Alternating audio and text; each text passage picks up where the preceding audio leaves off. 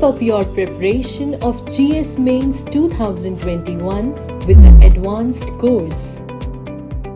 Improve understanding of complex topics, learn to interlink concepts, hone analytical ability, covers following conceptually challenging topics from selected static portion of GS Mains syllabus.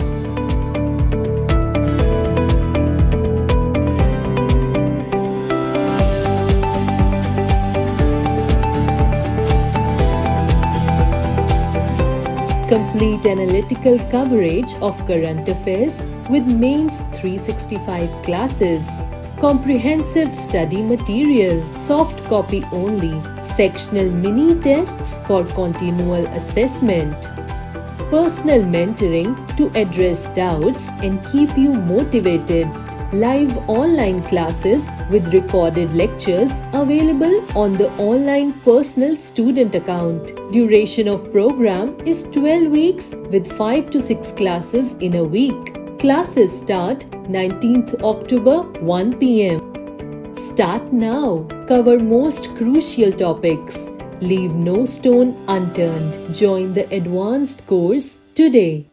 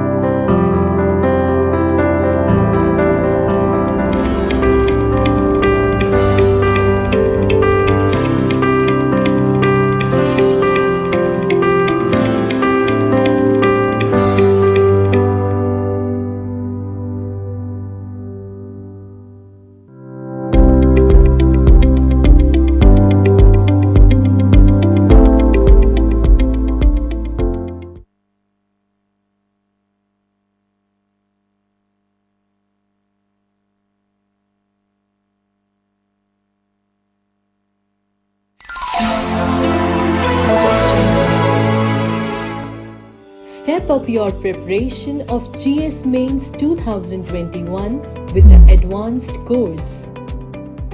Improve understanding of complex topics, learn to interlink concepts, hone analytical ability, covers following conceptually challenging topics from selected static portion of GS Mains syllabus.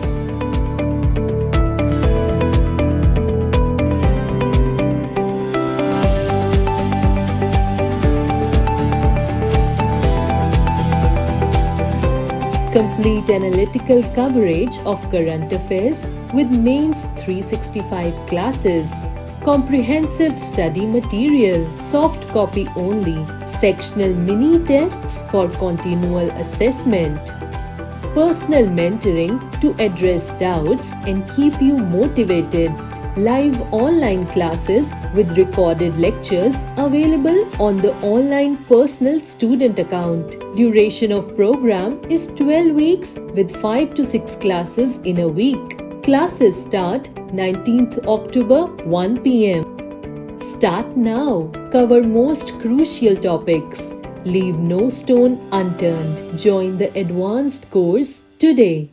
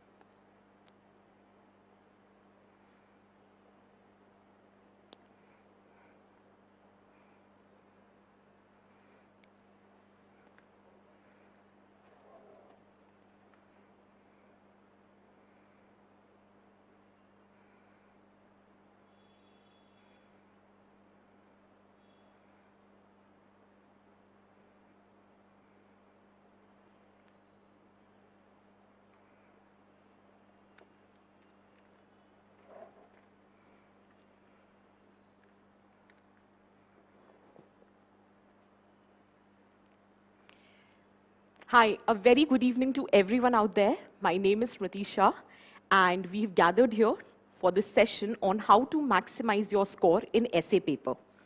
Now, before I start, this is one thing which I have been emphasizing upon in my previous sessions as well, that if you want to clear the main stage of this examination, there are 3 areas which is absolutely indispensable, and that is ethics, essay, and optional, right? I have been saying this before also. But now, there is one thing which I have observed, is that for ethics and optional, you are still putting in efforts, right? Not because you want to, but that is also there that you at least have some dedicated guidance. You at least know to certain extent that in what capacity these areas have to be prepared. At least you have something to fall back upon. Maybe you have a mentor, or you have materials, or you have access to various content. But when it comes down to essay writing, we freeze. The reason is, it gives us an impression that we have been left to just wander, because we don't exactly know that how we are supposed to prepare this section, how we are supposed to write a brilliant essay, how we are supposed to consolidate our preparation, how we are supposed to arrange or structure our content, as in the essay. And since we do not have an idea about it, we fear this paper. Is that very clear? Okay. Now the point here is, we are so intimidated by this paper that we don't even put in effort to write an essay. And before even writing the essay, we assume that we cannot write it. Obviously, we believe 1200 words, and since many of us out there have not written anything so significant after class 10th, majority, or this is what I'm assuming, and that many of us are from science background or commerce background, and we have not ended up writing like essay kind of a thing. So that is the reason that there is so much of intimidation. Now the point here is that the agenda of this session is how to overcome this fear. And how we are going to do this is that we will discuss every nuance of essay writing. As in what capacity you have to prepare, what kind of content you are supposed to prepare, how you are supposed to write a good essay, and most importantly, how you are supposed to break that inertia. Is that very clear? And why am I even saying all of this is because this paper is very important. This year also, as far as our information goes, 147 is the highest. As in one of the highest, let me say this, because ho sakta hai kisi aur ke aur zyada aaye ho, that's very good. But whatever is our information is 147 is one of the highest score. And if you look at the list of the candidates in top 100, the average score has varied from 130 and plus. So in case you want to find your name in the list, at any cost, your score in the essay paper should be around 135 to 140. Is that very clear? In fact, before introduction of these philosophical essays, the score used to be as high as 175, 176, if I'm not wrong. 2016, the highest score used to be 175. 2017, it was 176. But with every subsequent years, the score started declining a bit. That can be attributed to the fact that from 2018 onwards, 3 consecutive years, one entire section has been asked on philosophical topics, which has made the attempt to philosophical essays as a mandatory thing, right? And since it has a lot of subjectivity to it, so it might be one of the reasons why the overall score has declined. But anyway, that shouldn't bother us, because anyway, in competitive exam, what matters is the relative performance. It doesn't matter whether you score 140 or 145. Till the time it is above or at par to the average scoring which has been happening that very given year, it's a decent score. Is that very clear for everyone? Now, before we begin the session, the same exercise, which I always believe is going to be fruitful, take a piece of paper and a pen in your hand and write down what exactly you are looking for in this session. What exactly are your doubts? See, since it's an online session, I cannot personally interact with each one of you. नहीं तो पहले तो शक्ल देख के पता चल जाता था कहाँ doubt है, ठीक है? So the point here is that one-on-one thing is not happening. But even then, I don't want that to be an impediment. So do one thing. You have your response portal, you have your chat box, right? So whatever doubts that you have with respect to essay writing, it can be very juvenile doubt like topic selection, or it can be how to write a philosophical essay. So every everything that comes to your mind. What kind of introduction, body, conclusion, from where to collect the content, how to choose the topic, how to attempt philosophical topics, how to write 1200 words. Whatsoever is there in your mind, just write everything. Is that clear? So that before the session comes to an end, we make sure that each and every doubt of every student out there is clear. Otherwise, the purpose of this session would be defeated. Is that clear? Okay? I know not each one of us has the same intellectual capabilities or same academic background. There might be some of us who has the knack of essay writing, who are really good with sentence formation, who are very good with their vocabulary, who are very good at expressing their arguments. That's good. So keeping that in mind, we will give you the idea how to further progress. Whereas many of us might not have the knack of essay writing, we still have that fear to break that initial inertia, that how we are supposed to write the essay, how we are supposed to begin. So there are different chunk of students who are sitting right there and watching this session. Every section of the student would be addressed. Is that very clear? Now it's your job. Depending upon your capabilities and depending upon your requirement, you have to take the takeaways from the session. This session is in general going to address every section of the student. Now, depending upon which position you are standing or what exactly are your doubts, you have to identify the takeaways. You have to identify all those which can add value to your preparation. Is that very clear? Okay. Now, on this note, we will begin with the session. But first thing and foremost thing, stop treating the paper of essay as a challenge. We'll not fear this paper anymore. And why am I saying this is, again, one of the very important aspect of preparation is your attitude. If you will keep looking at essay paper as something which you are fearful of, something which you, get intimidated by, or something which is overwhelming for you, you will not be able to put in that 100% effort which is required. Okay? So let's do one thing. First, let's change our perspective towards this paper. Now tell me, which other GS paper gives you the choice of choosing the topic? Any of the GS paper 1, 2, 3, 4, does it say that out of these 20 questions, attempt any 10 questions of your choice? Does it do that? No. Right? Do you get my point? Is there any other paper which says that, listen, whichever the topic is there, you have the freedom or liberty to explore that topic from as many dimensions as possible? There is any other paper which gives you the liberty to explore, to experiment with the topic with respect to any dimension which you like? भाई polity का question है तो polity के angle से तो लिखोगे. Society का question है, you have to answer it from social angle. Is there any other paper? Now, is there any other paper which puts that kind of restriction? Oh, you have to finish the answer in this given limit. It has to be written in 1.5 pages. It has to be written in 2.5 pages. You can't go beyond that, even if you have the content. Do you get my point? So let's change the perspective towards this essay paper. This is one paper which gives the students the choice to write on the topic of their interest. It gives you the choice to attempt that topic of interest from the dimensions as you wish to. Is that clear? It gives you the opportunity to showcase your areas of expertise. If you have the expertise for social issues, if you have the expertise for science and tech, if you have the expertise for political issues, if you have the expertise for philosophical areas, it provides you that opportunity. And not only just the opportunity, but also to express yourself in the most creative manner as you can. Is that clear? So let's just change the perspective towards this paper and then try to attempt this paper. Is that very clear for everyone? Okay?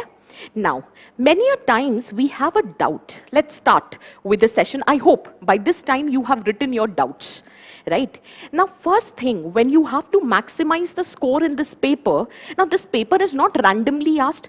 It is a part of UPSC, right? It is a part of civil services examination.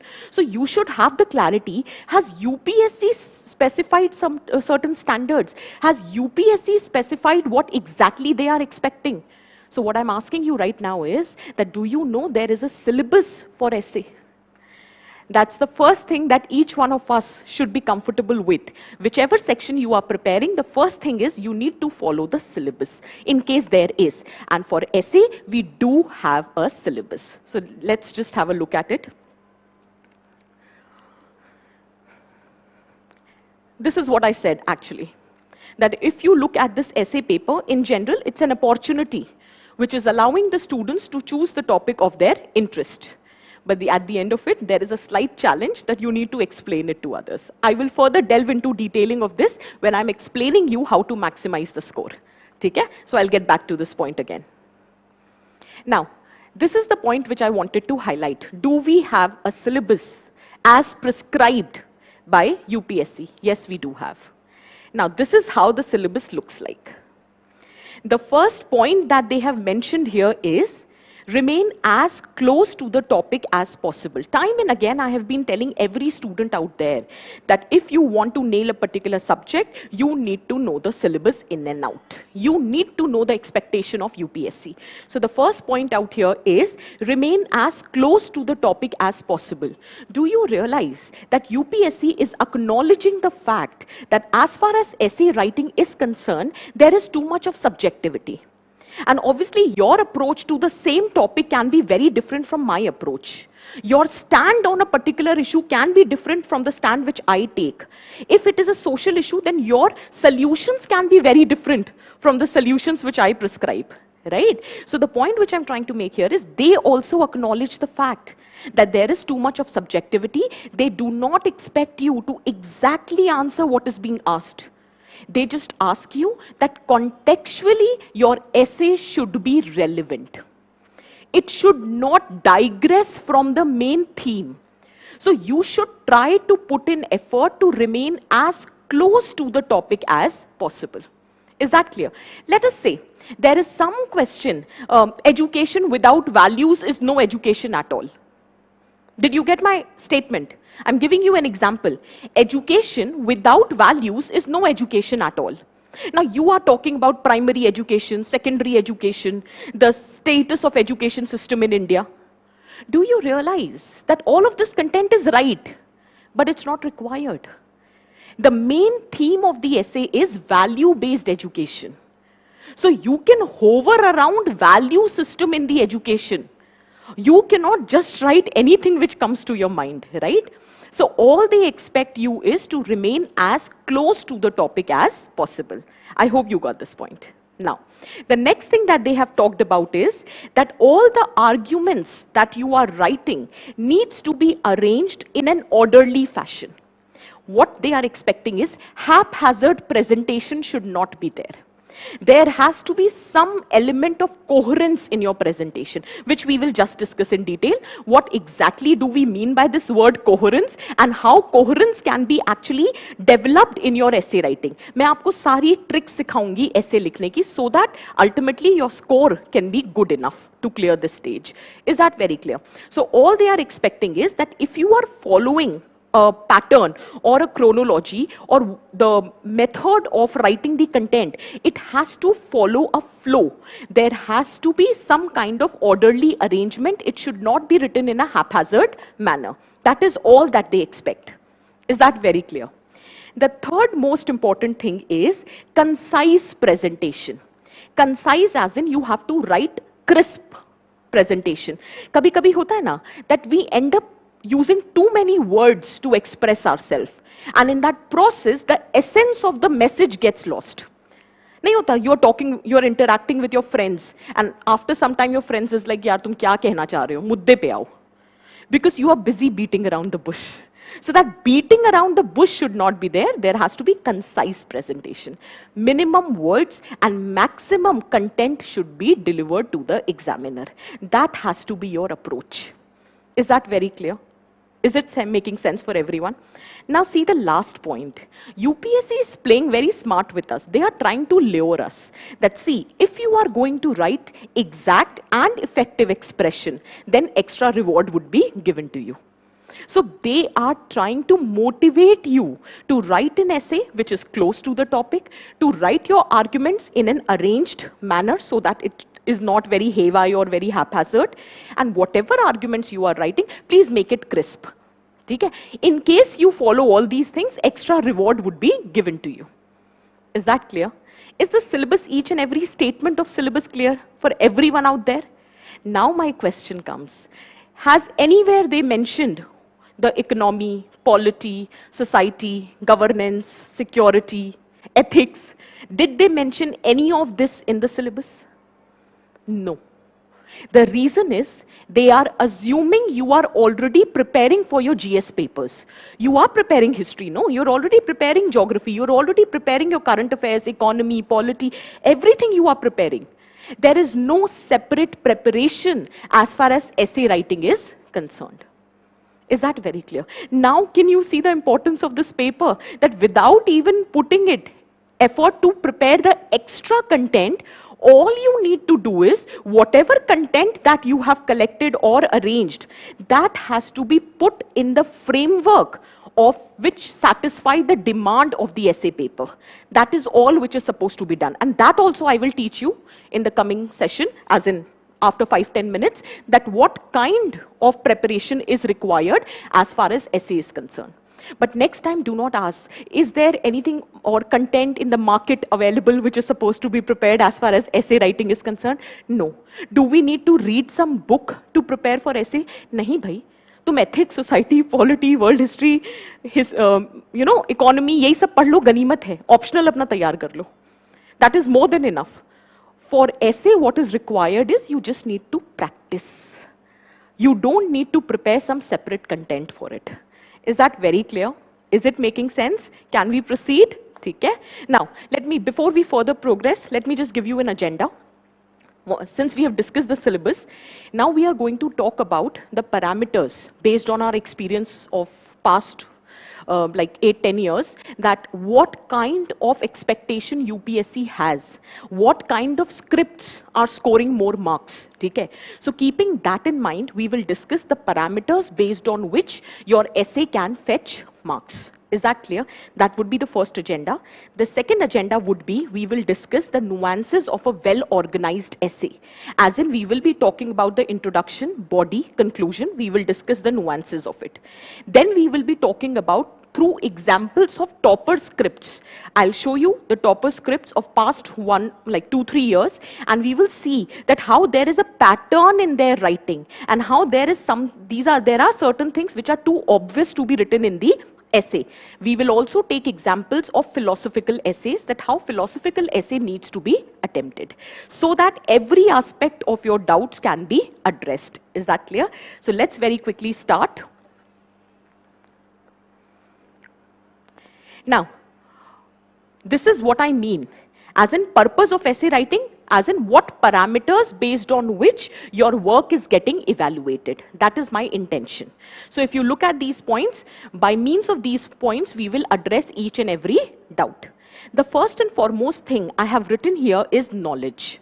What I'm trying to say is that while evaluating your essay, one thing is for sure, that it is evaluated on the basis of the content that you have written in the essay. It is a test of your knowledge, and no doubt about it.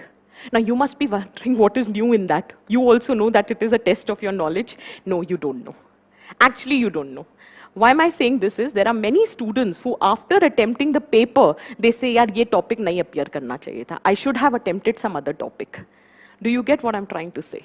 Now I'll tell you, what is the thought process while choosing the topic? I'm trying to bust a lot of myths. There is a general myth which exists, that one should not attempt those topics which are too general, as in too obvious. For example, health, education, women, poverty, cooperative federalism. One should not attempt these topics because every other person is attempting.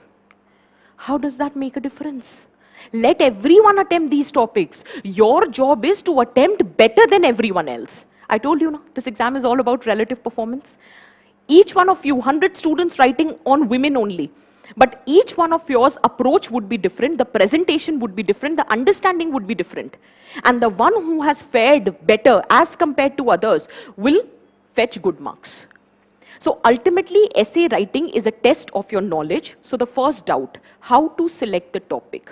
You will be selecting the topic based on the content that you have. In case you don't have enough content, please do not attempt the topic. No matter how appealing, how tempting it is. I'll tell you why I'm saying that topic is tempting. Suppose you have come across a topic and based on that you remember a story. You have prepared an anecdote. You have prepared some quotation on that topic. There is a temptation to attempt that topic because you know the anecdote, you know the story, or you might be knowing some statistics, or you have thought about that topic. But the point is, do you have enough content to sustain that topic for 1200 words? That should be the criteria. Writing an anecdote or a quotation to begin your essay might make a difference of 3 to 4 marks. But the point is, if you do not have enough content to write 1200 words, then the entire effort will go in vain. And that is what happens with most of the students. We get tempted, we start writing the essay, and once we reach that 600, 700 words, then there is a roadblock. Beyond that, we are not able to proceed. And as a result, we end up repeating the points. We end up digressing from the main theme of the essay. Is that very clear? So please make sure, until and unless you have understood the theme of the essay, until and unless you cannot explore that theme of the essay from different dimensions so that you can write a 1200 word essay, do not attempt that topic. I'm talking about in the examination. Is that clear? Now, the second doubt which often most of us face is, let us say we have 2 topics, just as Barua. There were 2 topics in section B. One was on patriarchy and other was social justice vis-a-vis economic prosperity. Okay? Now, those who have that knack of writing or attempting social issues, they might get confused कि भाई patriarchy वाले topic को attempt करें या social justice vis-a-vis economic prosperity को, क्योंकि with respect to both these topics, I have enough content. Are you getting the point? In that situation, it depends upon which topic you are more emotionally invested in. Is that very clear? What I mean by emotional investment is the topic for which you have that feel. अब तुम बोलोगे feel क्या है? Feel आ जाती है. Topic पढ़ के आ जाती है. Is that clear? Why am I saying this is, the more you are invested emotionally in the topic, the more you can explore the topic from different dimensions. The more you can establish the interlinkages, the more realistic practical solutions you can come up in context of that topic. So in that situation, first and foremost, choose the topic for which you have the content. And if you are confused with respect to 2 topics, then please choose the topic in which you feel emotionally invested. I'll give you my example. I am emotionally invested in political issues, economic issues to a certain extent, social issues. But no matter how much information I have, I restrain myself from attempting science and tech or environmental issues. That's not because I don't have the content. If you studied the entire science and tech and environment, you have sufficient content. I don't feel that emotional investment. Same can happen with you with respect to other topics. So that is what I'm trying to tell you. Is that very clear? Is it making sense for everyone? Okay? So the first doubt, how to choose the topic, I hope this is clear. Okay? Now the second thing is, you might be wondering, why have I written personality traits? I am saying that your essay is a test of your personality. Now you might question me, if essay is a test of personality, then what is interview doing? That's the next stage. What I mean by is that essay is a test of your personality is that there are different dimensions of essay which reflects your personality. I'll tell you how. Now, tell me something. You want to be an administrator. What kind of personality do you look for in an administrator? What kind of administrator you look for? First, he or she should have the leadership skills. That's quite obvious thing. The second thing is that the person needs to be rational. I'm just assuming, you can add more to it. The person, the administrator, needs to have neutral set of values. Not only that, the person also needs to have decision-making skills.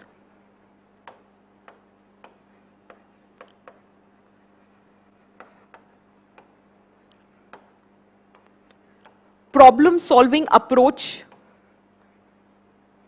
If you are going to be an administrator, you need to possess compassion. You need to be a well-aware person who's aware of all the nuances of the society that you are going to administer. And most importantly, you should have good communication skills. In general, these are few of the characteristic features which you expect in an administrative official. Now, do you realize that each of these characteristic features is actually getting tested in your essay writing? The moment your essay is pro-vulnerable sections, pro-marginalized sections, pro the lower strata society, it shows that you are compassionate. It shows you have empathy. When you are providing solutions to the problems of these sections, or in general, the problems that you have highlighted in your essay, whichever essay it is, cashless economy ho gaya, digital education ho gaya, artificial intelligence ho gaya, sustainable development ho gaya, the moment you are providing solutions to the problems that you have highlighted, it gives an impression to the examiner that you are optimistic, at the same time you have that problem solving approach. But while providing the solutions to the problems, the solutions that you have provided are very utopian, are very idealistic. They cannot be practically implemented, right? Or even if they get implemented, it would not happen in another 4 or 5 years. It would take like generations. So that gives an impression that you are not a practical person, you are not a rational person. So you should always look for the solutions which are practical, which are easy to implement. That shows rationality in your approach. If there is a topic which requires you to take a stand, then take a stand. Stand doesn't mean that it has to be extreme. But yes, you have to put forward your case. Whatever the issue has been asked, if it requires you to take a stand, then take a stand. And even if it doesn't require you to take a stand, you have to present your case in a confident manner. It should not have an ambiguous approach to it. Right? Because that would reflect your leadership skills. No matter whatever values that you hold, while conducting yourself in this examination, you should be a neutral person. Your biased ideology should not be reflected. आपको पता भी नहीं चलता है, but your original character is reflected in your essay writing. पता चल जाता है पढ़कर कि क्या सोच रखते हो. कभी पढ़ के देखना अपना essay दोबारा. So that biased attitude, the value system should not be reflected. You have to be a third party who's neutral. You have to present for the motion, against the motion, and depending upon what you have written, you have to provide the solutions or the way forward. Is that very clear? At the same time, you have to be a well-aware person. Even if it is a particular specific issue, interstate river water dispute, that was a question which UPSC asked a few years back. That doesn't mean you will restrict yourself only to interstate river water dispute. You have to be a well-aware person. You have to know what are the social ramification, environmental aspects of interstate river water dispute, what is the economic issue associated, political issue, governance issue, everything has to be addressed. Is that clear? You have to be a well-aware person. Only then you can bring or establish those interlinkages. Only then you can make your essay a multidimensional essay. Is that very clear for everyone? Is it making sense? Clear? But at the end of it, no matter how many skills you possess, leadership, compassion, empathy, everything, whatever you are writing, if you are not able to communicate that idea to the person who's reading, that is the examiner, all your efforts go in vain. So you need to have good communication skills, and that doesn't mean that you need to have like good vocabulary or something. We'll just discuss in some time. Good communication skills मतलब अपनी बात समझानी आनी चाहिए. That's it. That doesn't mean you have to use those fancy words. अक्सर students मुझे mail लिखते हैं, ma'am, my vocab is not very strong. If I don't write flowery words, will I fetch marks? फूल पत्ती के तो कौन से शब्द होते हैं मुझे पता नहीं, लेकिन हाँ confusion ये जरूर होता है, और ये बहुत obvious doubt है. It's not about you. Most of the students have these doubts. In fact, based on the doubts that students have been asking me in past, the essay session has been structured, keeping in mind every doubt which often I have come across. Is that very clear for everyone? Is it making sense for everyone out there? Okay. So while writing the essay, keep these things in mind. The next thing is the comprehension skills. What I exactly mean when I say comprehension skills is whatever information that you have acquired, you should be able to present it in a manner so that the other person can easily comprehend it. That is what I mean, good communication skills, comprehension skills. Not only you are able to convey, but you are also able to explain your viewpoint to the other person. So your comprehension should be very lucid. For example, you do not have to write convoluted statements. बहुत ज़्यादा difficult technical statements लिखने की ज़रूरत नहीं है. You don't have to write very difficult technical terms in your essay writing. You don't have to quote like, random scholars or something just to give an impression to the examiner, see, I'm a well-read person. नहीं. The motive here is that whatever is your content, whatever is your idea, whatever is your viewpoint with respect to the topic, that needs to be conveyed to the examiner in a manner so that the person can understand your intention. So your comprehension skills needs to be very simple.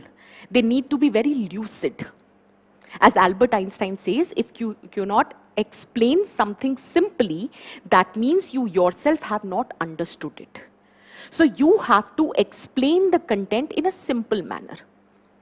Is that clear? I will always emphasize on one thing, that your focus should be, the content should be rich. However, the language should be correct. Is that clear?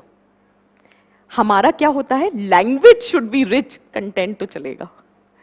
Ultimately, it's a test of your knowledge. It's a test of your content. It is a test how simply you are able to present your content. So the content needs to be rich. Language just needs to be correct. I'll tell you what I exactly mean when I say the language needs to be correct. Just give me some time. Is that very clear? Okay. Now the next thing, let's take these points together. The next aspect is filtering the content, multidimensionality and everything. I told you when I was discussing the syllabus with you that they are not asking you to prepare, society, polity, economy, something like that. But whenever you are preparing these topics, you have to keep in your subconscious mind that if the essay comes from these topics, then how I'm going to write that. That is what I mean when I say filtering the content. And that exercise has to be done. Now, that's your home assignment. Whenever you get time, go search online, Anudeep Durshetty, essay ka content. He has done his homework. When he secured rank 1, it was genuinely his efforts. ऐसा नहीं है कि बाकी नहीं है, but I had come across Anudeep Durshetty's content. That is why I'm asking you, whenever you get time, Google it out. You will see what is filtering of the content. I'll give you an example to make you understand. Now, let us say you are preparing media. हम पढ़ते हैं ना media, ठीक है? Now, you are studying in your capacity the topic of media, but I have to keep in mind that what if there comes an essay on media? So in that context, all you need to do is take an A4 size sheet, identify the broad themes on which the topics have been asked in past, and prepare the dimensions, as in that if the topic comes, then how am I going to address the topic? Do I have a fodder? So separately, you don't have to prepare media. All the content which you actually already possess, you just need to frame it in a manner so that the topic comes, you will be able to write it. I'll give you an example. Now let us assume that we are getting a topic on media. I will prepare, depending upon what are my strengths. If you're comfortable with quotes, you can prepare quotes. If you are comfortable, prepare some anecdotes. You can also prepare history. पढ़ी है सबने? सबको historical significance पता है? Modern Indian history पढ़ी होगी तो पता होगा. What was the role of media? ठीक है? So you can talk about the historical significance. You can also talk about the statistics, reports if you have. You can also talk about some examples. So while I'm preparing media, separately I'm not doing anything. I'm just keeping in mind that I have to prepare this topic from the perspective of essay writing also. Then, what is the concept of media? What are different manifestations of media? Social media, newspaper, magazines, television. So different manifestation. You can also prepare the debate with respect to conventional form of media, conventional media, vis-a-vis social media.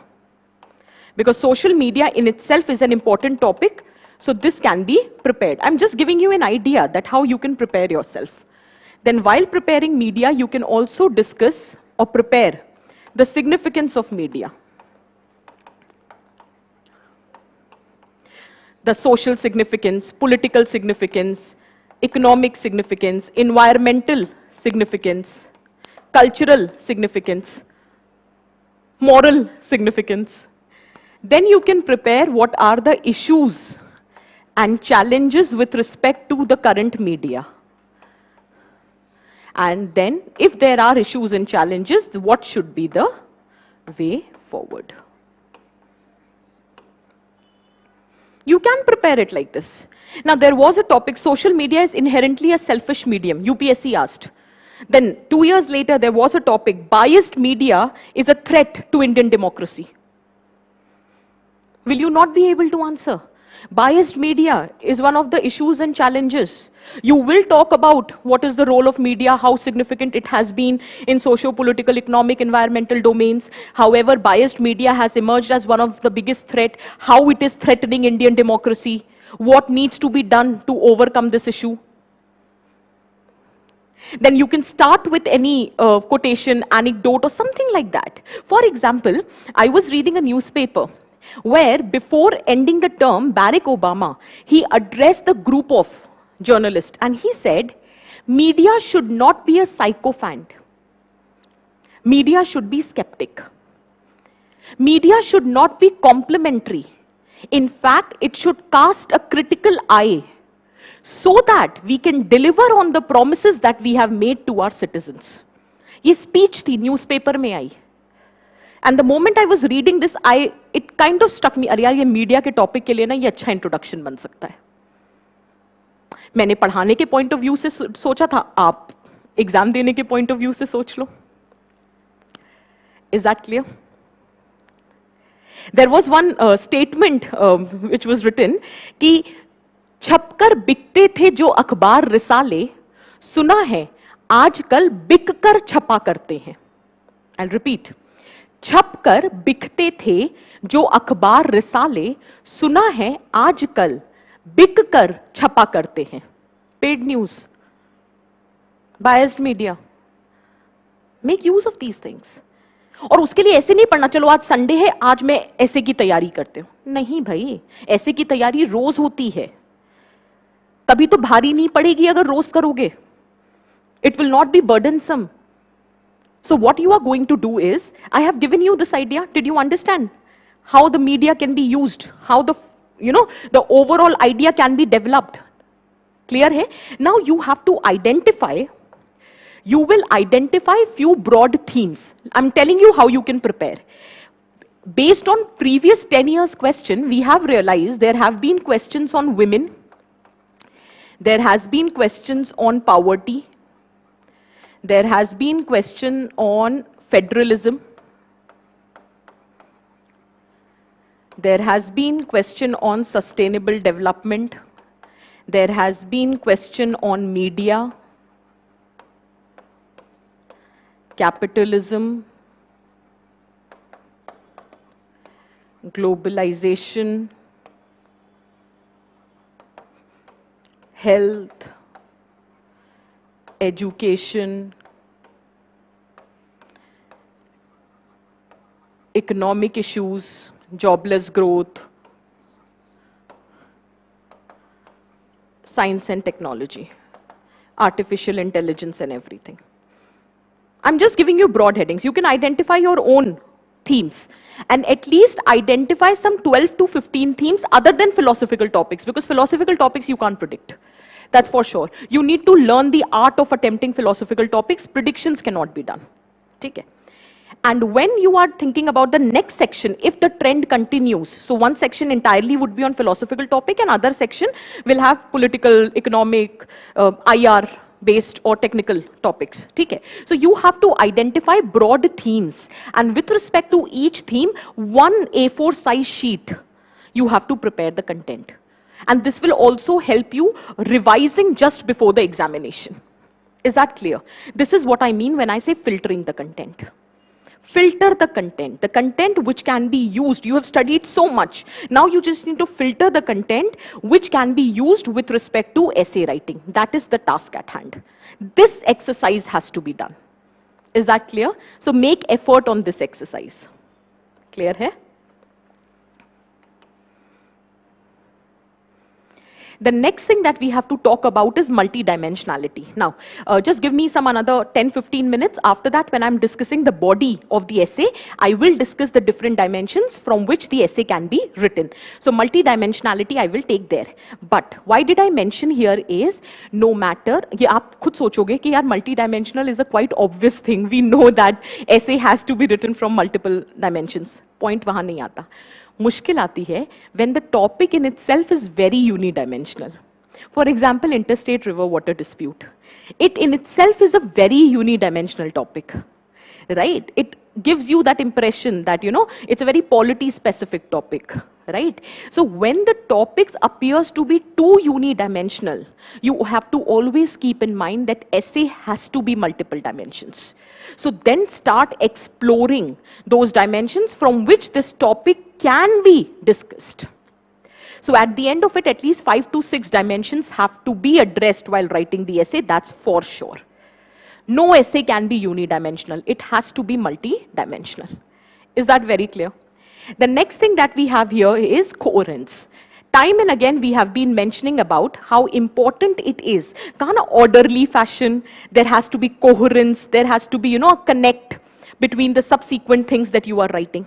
Now, often the students come up and they have a doubt how this coherence has to be maintained. What is supposed to be done so that it doesn't look like very haphazard essay writing? Now, you have two techniques of maintaining coherence. One technique is you can make use of subheadings. Subheading से कैसे coherence बनता है? The moment you write the subheading, you get an idea that now what you are going to write and what you are supposed to write further. An examiner also gets an idea that what he is going to read, right? So subheading serves that purpose. और जैसे ही आपने एक argument discuss कर लिया, you have discussed one aspect or dimension, you can change the subheading. Right? But now here is a challenge. Introduction, body, conclusion, way forward. ये subheadings नहीं है. Right? You should write some good subheadings. For example, you have to write an evolutionary perspective of something. You can write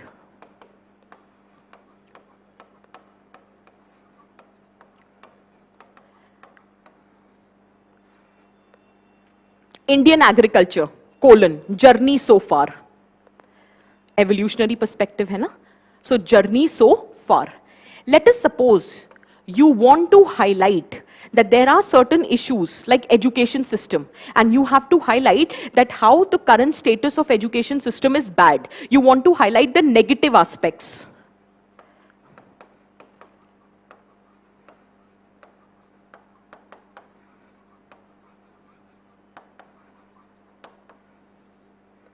Dismal state of affair, right? Once you have written the negative aspect, you want to discuss कि नहीं, not everything is bad. There is still some hope.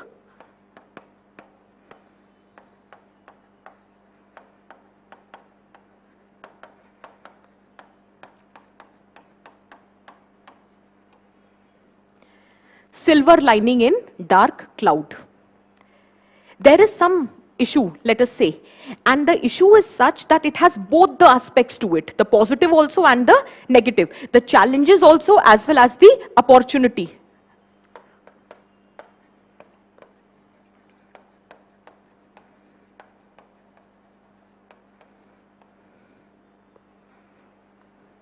Write these things. Work on this. Let us suppose that you have highlighted all the positive points, and now you have to write that not everything is, good. There are certain challenges. So you can make all that glitter is not gold.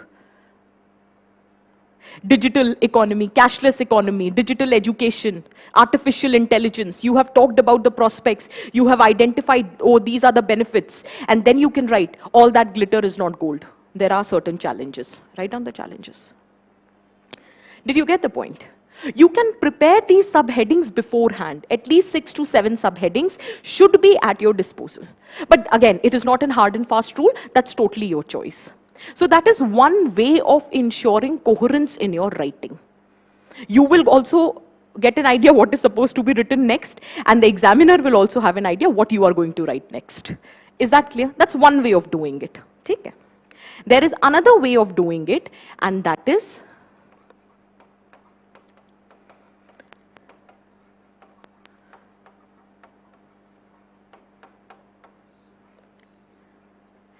writing the linking statements. What I mean when I say linking statement is, write something about which you have already written, and write something about that you are going to write. Wait.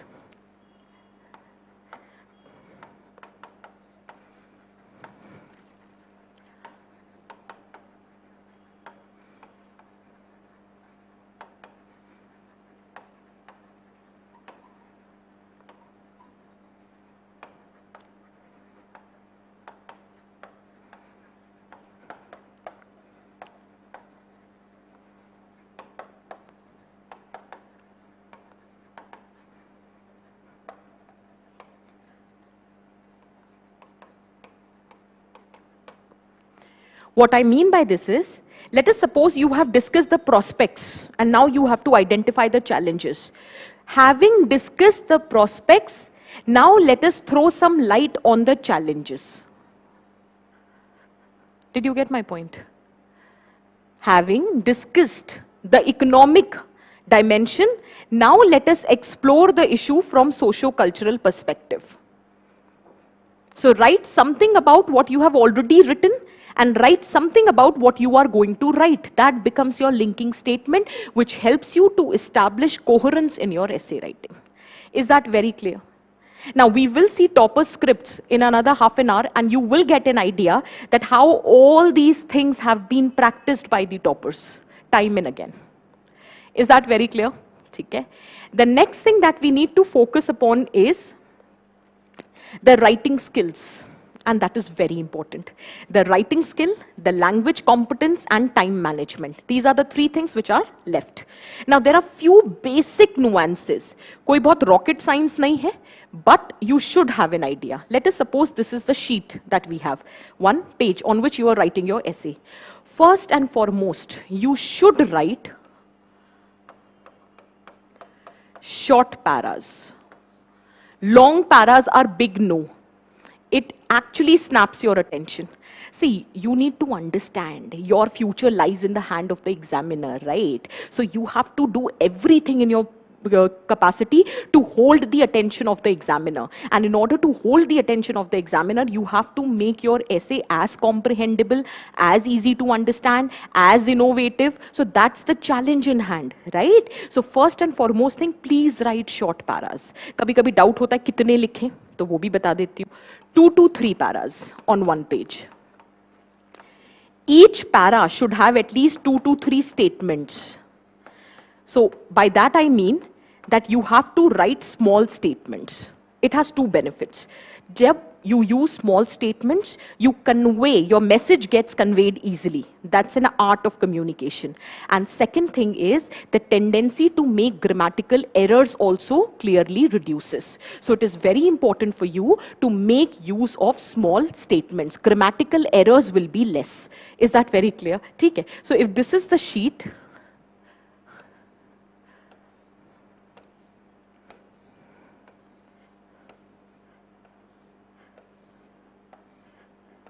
let us say I have written 3 paragraphs, 3 small paragraphs, okay? And in every paragraph 2 to 3 statements, that's it, 2 or 3 statement. ये नहीं कि एक para में एक ही पूरा statement है, full stop लगाया ही नहीं कहीं, वो गलती मत करना, ठीक है. Second thing is you have to keep in mind bullet points is a big no. No bullet points, come what may. You will not make use of bullet points. अगर आपको कुछ points बताने भी हैं, आप लिखो, कॉमा डालो, आगे बढ़ो. Do not write your essay in bullet points. That's for sure. Is that clear? The second thing is, whatever are the important aspects which you want to highlight, either you can inbox them or you can underline them. Whichever way you are comfortable, you can do that. But make sure too many boxes or too many underlining should not be there. Otherwise, again, the essence gets lost. So, itna zyada bhi nahi hona chahiye. ठीक है ना? Is this making sense for everyone? Now, another doubt which often students have is, can we make diagrams? See, as far as discussion goes, many a times people do end up discussing that diagrams बनाए जा सकते हैं. But often what we have noticed is, in the main UPSC examination, usually people don't make diagrams. ठीक है? So now it is your choice. You need to understand that there is a purpose of making a diagram. If that diagram is of yours is helping you express your point better, so one diagram can be made, right? But that diagram should not replace the main content of your answer. It should not be very distracting.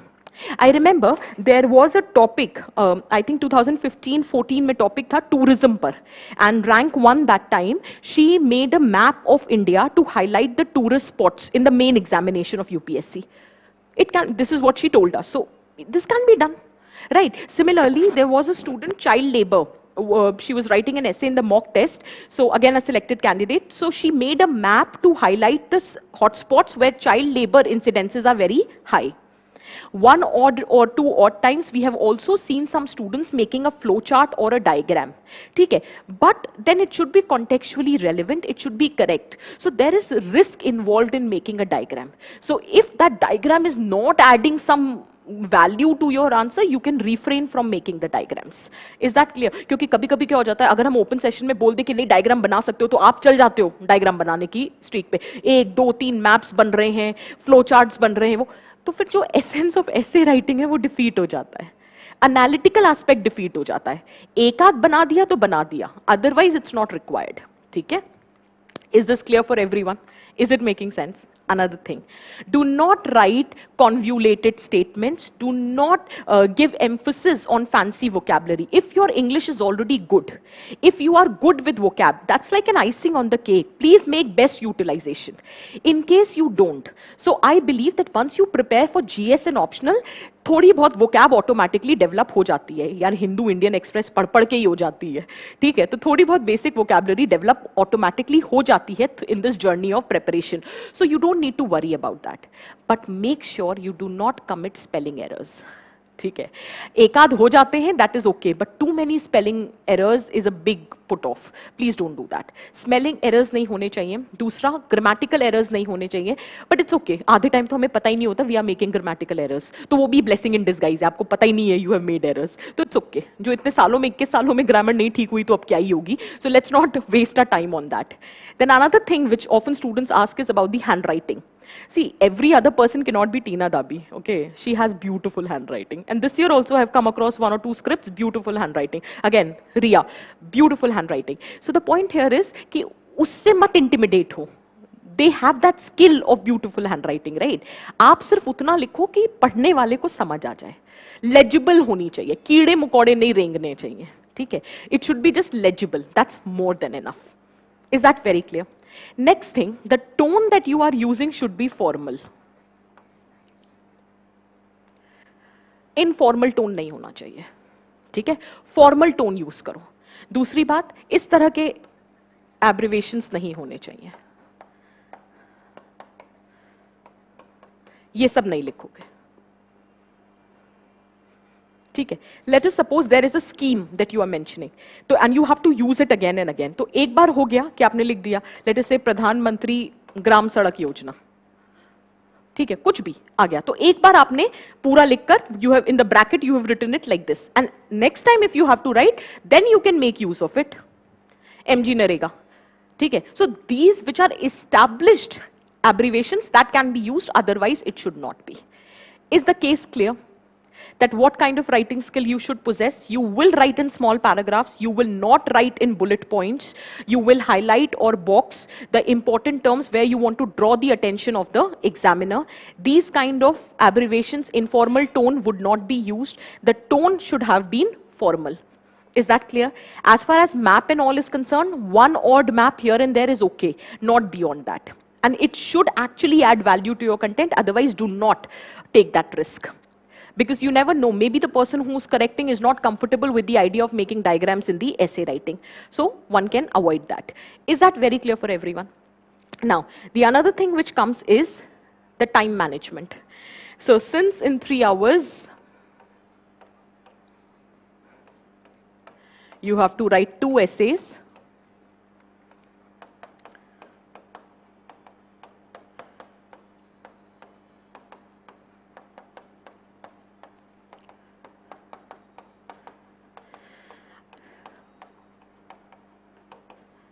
topic selection,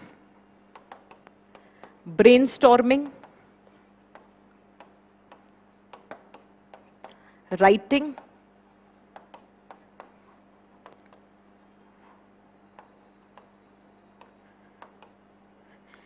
see again, this is just an advice that if you have to manage your time, this is how one can do it. But then otherwise it depends individual to individual. How can I determine what is your writing speed? Maybe you can write a 1200 word essay in 50-55 minutes, right? Maybe that topic you have already prepared, that theme you were already prepared. You don't even need 20 minutes for brainstorming. Or maybe it's a philosophical topic and you're requiring 30 minutes for brainstorming. So that totally depends upon the case-to-case basis. What is your strength? What kind of topic you are writing the essay on? So it is not some hard and fast rule. It's not something which is cast in stone, right? So you have to identify your own set of time management. This is just a idea which I have noticed based on the students writing, that how they are attempting the topic, but that totally depends upon you. So whenever once you have practiced, the job of the test series, whichever institute that you join, the job of the test series is to give you that real-time experience of writing 2 essays at a time, and also telling you to what extent you are able to manage your time. This is very important. And please make sure, no matter what kind of essay you are writing, in the mock test, do not exceed the time limit. This is my personal experience. I remember when I was writing my attempts, and public administration used to be one of my optional. So I used to write the test, and every time 120 marker, I used to, leave because time khatam ho jata tha. And I used to be very chilled about it. Ki, ek 20 marker hi to hai, exam mein to I will write it very properly. I'll manage the time. Actually in the examination also, I could not complete the entire paper, and 120 marker was left. And that was the time I realized the importance of these mock tests. That this is there to give you that real-time experience, and you have to take them seriously. It is not just for the sake of it. You have to make judicial utilization of these mock tests. Is that very clear for everyone? Is it making sense? Okay?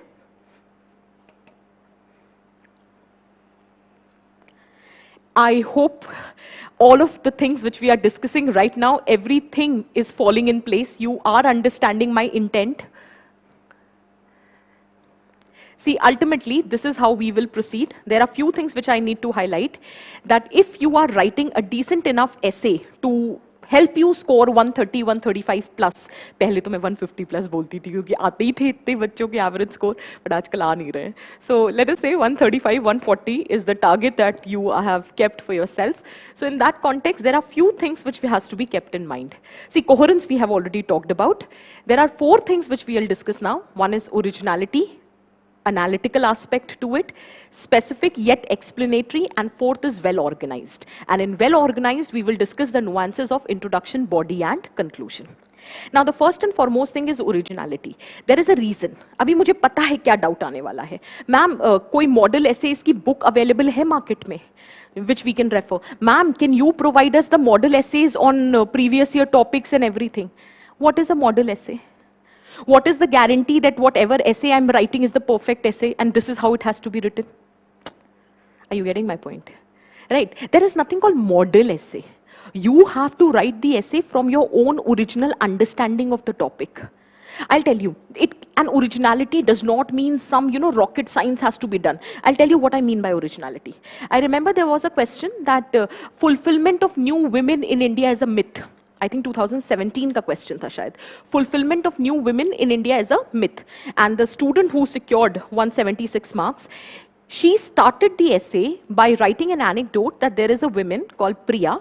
She is very well educated and she has the technical competence. She is working in an MNC. She is doing well. And everything is there. However, she doesn't have the autonomy to spend the money which she herself is earning. Hence, to what extent the concept of new women in India has been fulfilled. That's her way of writing it. You could have written it in any other way. So this is what I mean, the originality. Your approach to the topic. Someone else would have started with the concept of new women. He or she could have started with the statistics. So the approach totally depends upon the individual. Is that clear? So you always need to work upon making your essay original. The moment you will use your perspective, you will start owning your preparation. हमारे साथ यही दिक्कत होती है, हम दूसरे को copy करने का सोचते हैं. कॉपी नहीं करना है. I'll tell you how. Maybe some techniques work good for me. For example, I am very good at storytelling, right? I am very good at remembering the quotations.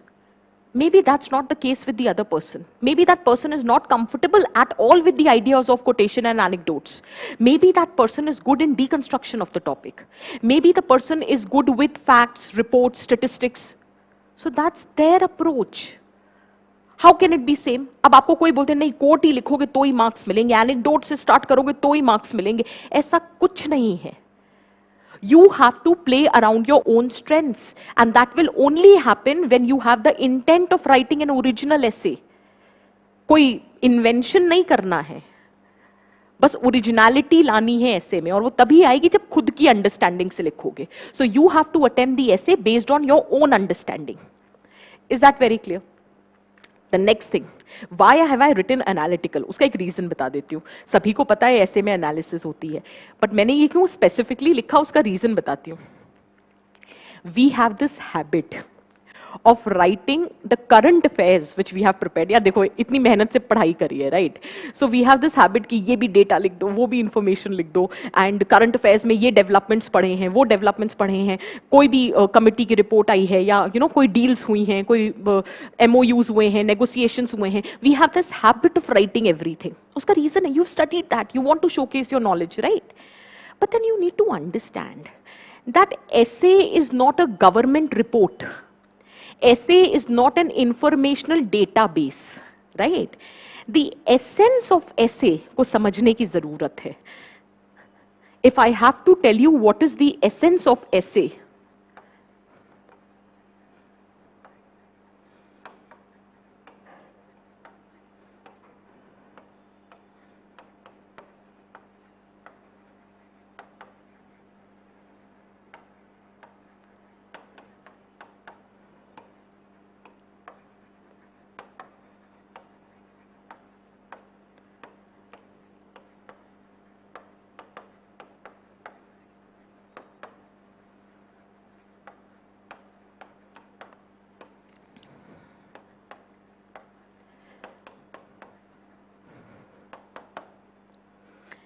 this is the essence of essay writing. Essay is not a government report or an article or a conversation which is happening. Nahi. Essay is basically a write-up where you are discussing the matter which is there in question, whether it is social media, whether it is social justice, economic prosperity, whether it is patriarchy, whether it is cooperative federalism, whether it is artificial intelligence, whatever is the matter that needs to be discussed. And with respect to matter and the theme of the topic, you have to present your viewpoints, right? And not only you have to present your viewpoints, you have to convince the reader, the examiner with respect to your viewpoints. यहाँ पे काम आते हैं facts, reports and everything. तो जब आपको किसी को convince करना है, So you need to lend some credibility to your argument or your viewpoint. And while lending the credibility, you can make use of some theoretical perspective. You can make use of some committees' recommendations. You can make use of some case laws. You can make use of some government provisions. You can make use of some facts, report, etc. इन सब चीजों का in isolation कोई वजूद नहीं है. There is a purpose behind writing all these things, and that is basically there to attempt or to substantiate your arguments. Right? So if you have not written the arguments, then what are you substantiating? Are you getting the point? So every essay, every argument has two aspects, or every theme that you are picking up has two aspects to it. One is the argument and other is the substantiation. Right? So argument has to be given. पहली बात तो अपना viewpoint रखो, and whatever is your viewpoint, you have to lend it credibility so as to convince the other person, and that is how it is being done. Right? So please remember, in your subconscious mind, it should not be information overload. We have a problem. We suffer from infobesity, infoxication. Too much information we have collected. We want to spit it out, everything in the paper, even if it is not required. So that problem should be avoided. Is that very clear for everyone out there?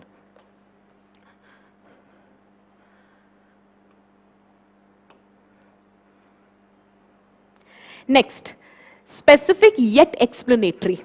I'll tell you what I mean.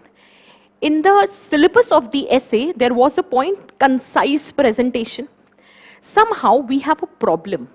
In writing concise, we often forget to explain the intent with which we have written a particular point. So, while writing the concise information, you have to keep in mind that the presentation needs to be specific, yet it should explain clearly the intent with which you have written. Is that very clear? Is it making sense? Okay, I'll give you an example. Let us suppose you are writing an anecdote. The question was on RTI, right to information. And I had to start with the importance, I had to establish the importance of RTI in ensuring accountability, responsibility, good governance. So I had to write a story. That is what I thought of. So how am I writing? Just listen to it. There was a tribal, Wasawa. Once he attended the workshop on RTI, he was quite enthused. So he went back and he filed an RTI with respect to the status of the well which were supposed to be dug in his vicinity. Initially, he was reprimanded, but he did not relented. As a result, ultimately, those wells were dug in the vicinity. This is an example how RTI can ensure good governance, how RTI can ensure transparency, accountability, responsibility of the administrative officials. So I have tried to write this anecdote in a crisp manner, no beating around the bush. There was a tribal Wasawa. He used to live in this village. The village was very far from the area where the workshop was getting conducted. He was too poor. The wells were very much required to fulfill the water needs. But once when he attended one evening, there was a lightning and he attended the workshop on RTI, and then rest is history. Kyun likhna hai? I hope you understood what I'm trying to say. Specific रहो, लेकिन पूरी बात complete करो. कभी कभी क्या होता है, क्रिस्प लिखने के चक्कर में बात ही रह जाती है. तो आपको ये पूरी बात कंप्लीट करनी है कि this shows how RTI has led to good governance. सिर्फ स्टोरी लिख के नहीं छोड़ के आ जाना है. Is this very clear for everyone? I hope you understood specific yet explanatory. ठीक है. Another example which I want to quote is, sometime we have a tendency. Let us suppose you have to talk about patriarchy, जो last year का topic था, and you have to talk about women का labor force participation. You have too many data. Economic survey भी है. Niti Aayog has also said something. Then you have global gender gap report also, gender inequality index also. You have too many data that at your disposal. National Family Health Survey, सब कुछ है आपके पास. अब आप जब लिखने बैठे तो आपने बात आपकी एक ही थी, that women's labor force participation has declined. But in order to support that, you are writing one after the other all the reports or the data that you have collected. Do you realize that at the end of it, you end up writing only one point, that female labor force participation has declined in India? You could have just written global gender gap report says this. Did you get the point? ठीक है, तो specific लिखो लेकिन explain भी करो, और explain उतना ही करो जितना जरूरी है. एक आर्ग्यूमेंट के साथ एक एग्जाम्पल बहुत है. Do not end up writing too many examples for just one argument, क्योंकि at the end of it बात तो एक ही कही ना आपने, चाहे उसके लिए आपने कितने भी एग्जाम्पल्स दे दियो, आर्ग्यूमेंट तो एक ही गया ना. Did you get my point? देन it should be well organized. That is the another theme altogether.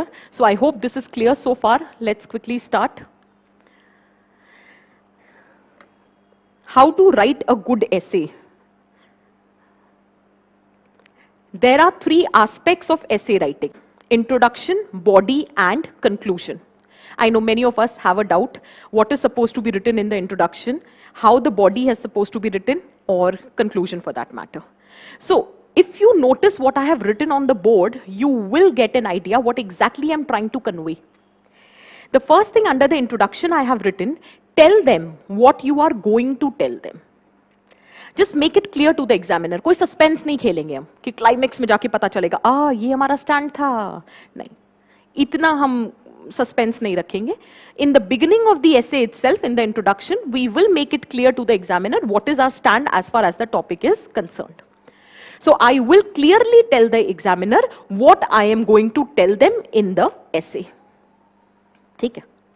In the body, I will tell them. By introduction, I have only told them that what I am going to tell them in the essay. In the body, I will actually tell them what is my intention. And while writing the conclusion, based on whatever I have told them in the body, I will try to provide a futuristic, optimistic vision. Is that clear?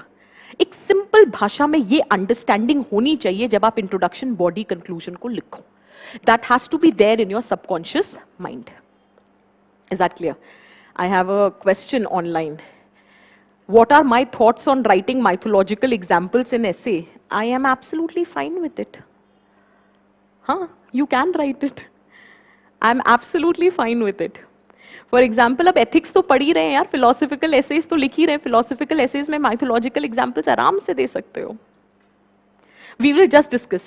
Ankit has asked me this question. Ankit, I will discuss a philosophical topic with you, and we will see that how can you discuss all sort of examples. Ethics पढ़ने के बाद अब तो कुछ भी भगवत गीता लिखो, राम को याद करो, कृष्ण को याद करो, कौरवों को, पांडवों को, रावण को, सबको याद कर लो.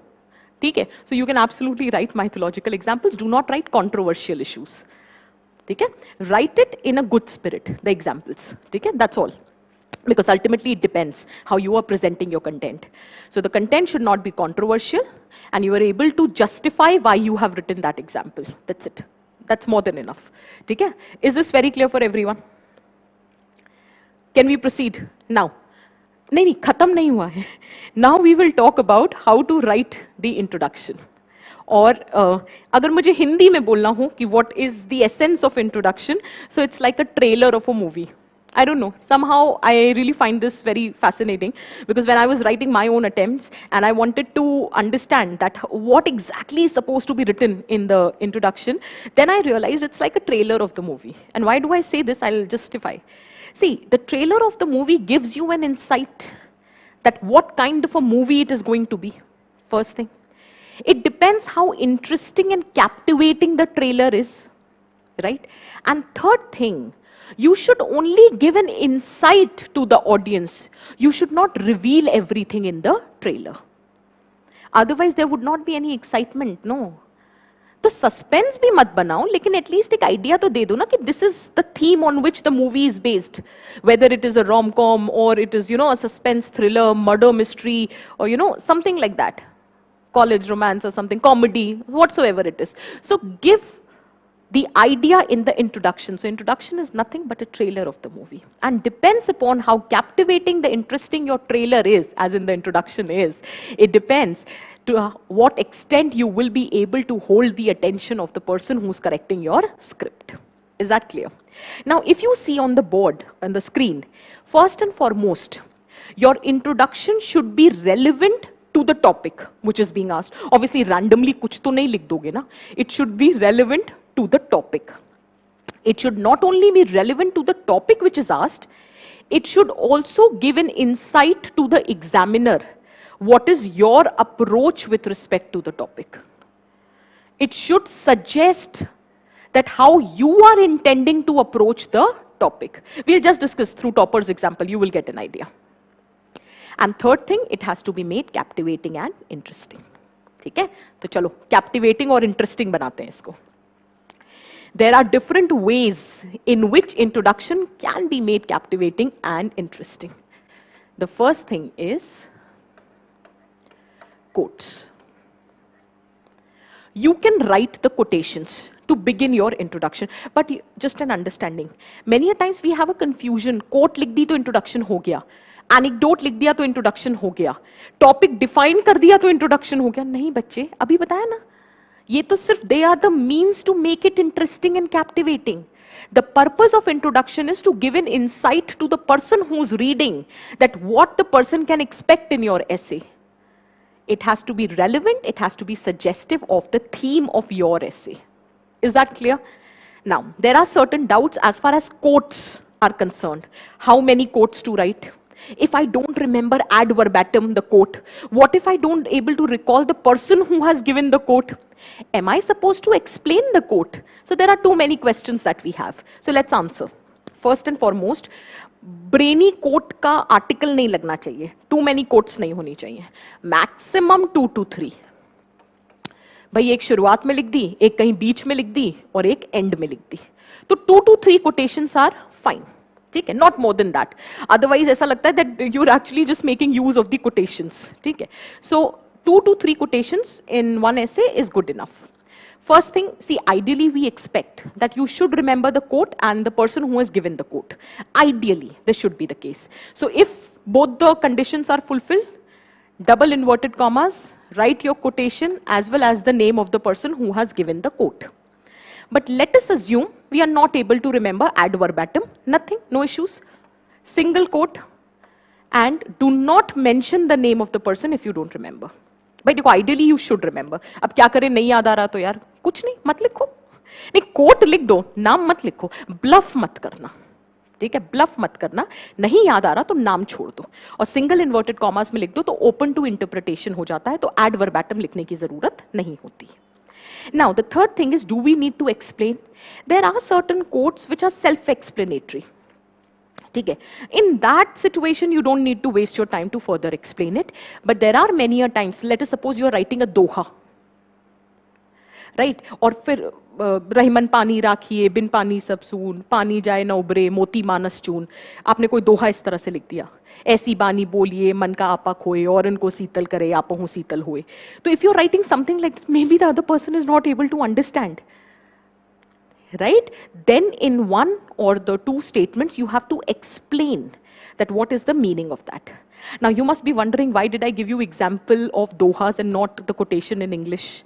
Because there is a confusion. Can we write Hindi? Okay. So the point here is, do not write it in Devanagari script. Rahiman pani rakhe. Do not write like this. Messaging karte वैसे लिखो.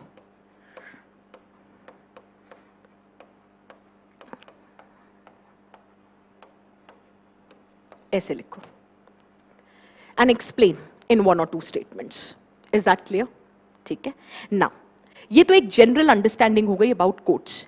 Quotes हो, anecdotes हो, reports हो, whatever you are writing to start your introduction, make sure you do not leave it there.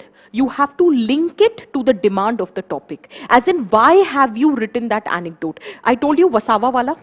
ठीक है, so I will not just write the anecdote and leave it there. I will link it to the demand. I will show that how this story of Wasawa is an exemplification of the fact that RTI can be proved very beneficial with respect to ensuring good governance. बस ये एक statement लिखते ही connectivity establish हो जाती है. Is that very clear for everyone? ठीक है, so whether it is quotation, whether it is anecdote, whatsoever you are writing to start your introduction or the essay, make sure you don't leave it there. You have to connect it with the main theme of your essay. Is that clear? ठीक है, can we proceed? So the first thing was quotation. The second thing is anecdote. Anecdote का मतलब होता है short stories. Now, you can again there are certain questions that, ma'am, it should be a real story or it can be fictional. It can be a real story also. It can be a fictional story also. You can write the anecdote in the beginning of your essay and just finish it there. However, there are some people who also have a tendency that वो शुरुआत में anecdote लिखते हैं and while they are concluding the essay, they again introduce the same character in the conclusion so as to give it a storytelling kind of a structure. You know, so that is also one of the way of writing the anecdotes, totally depend upon you. But most importantly is, again, I'll reiterate, once you finish the anecdote, please link it to the topic, as in why have you written that anecdote? What is the relevance of that anecdote with respect to the topic which is being given? Is that very clear? Okay. There is another important aspect with which you can start, that is the premise. Premise as in background. ये बड़ा easy तरीका होता है start करने का. भाई नई coat याद आ रही, नई एनेक्डोट याद आ रहा, तो क्या करें? तो प्रीमाइस का मतलब होता है background, the rationale behind why the topic has been asked. जरूरी नहीं है that is the only rationale, but that can be your understanding, that can be your original approach to the topic. That for example, investing in human capital is the need of the our.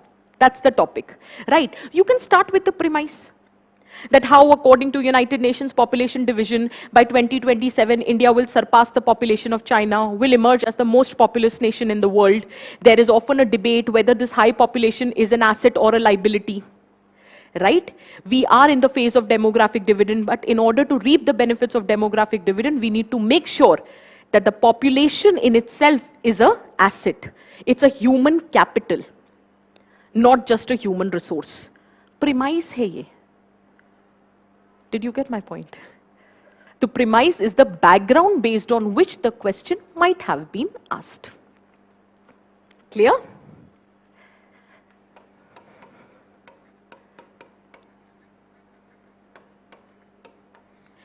Another way of doing it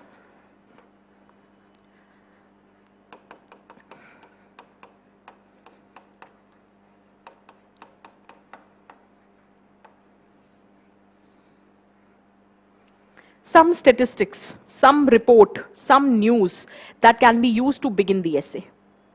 Is that clear? Is it making sense? Any statistics, चाहे वो poverty पे essay आ जाए, कोई health education पे आ जाए, जैसे last to last year there was a question on primary education and health, so you can make use of it. Is that very clear? Is it making clear for everyone? ठीक है. Another way of doing it is, once you have done this much, then it can also be deconstruction of the topic.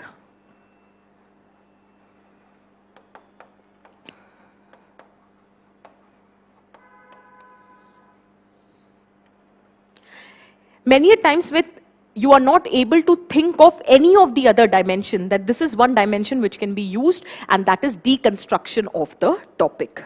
For example, this is the perfect strategy to use in attempting philosophical topics. You deconstruct, and we will see. For example, there is a topic, character of an institution is determined by its leader. That was a topic UPSC has asked. Character of an institution is determined by its leader. Deconstruction of topic means, what do you mean by character? What are the examples of institution? Who is a leader? Actually, the character of institution is determined by its leader. If yes, then why? Is that very clear? Is it making sense? So that is nothing but deconstruction of the topic. That you identify the keywords in the topic and then you are deconstructing the entire issue. Very handy when we are attempting philosophical topics. Is this clear? Okay. The next way of doing it is, often one should avoid if they are not very confident, but there are certain topics where paradoxes can be established. For example, defense expenditure, a necessity or an extravagance topic hai.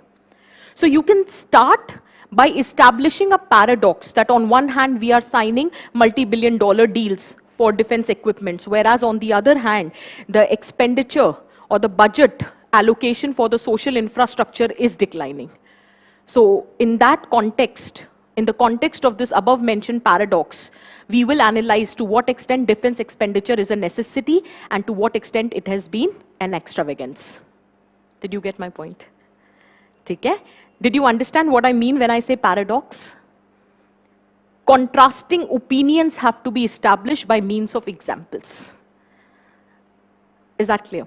For example, अगर आपको health दिखाना है in 21st century, you know, so आप दिखा सकते हो एक तरफ there has been research, innovation which is happening in the field of health, whereas on the other hand, the poor vulnerable sections do not have basic access to the primary health care. So that paradox can be established in the opening statement. And then you can talk about what kind of healthcare system you visualize for 21st century. Is this very clear? Did you understand what I mean by paradox? Clear for everyone out there? Okay. Now, there is this one way conversation.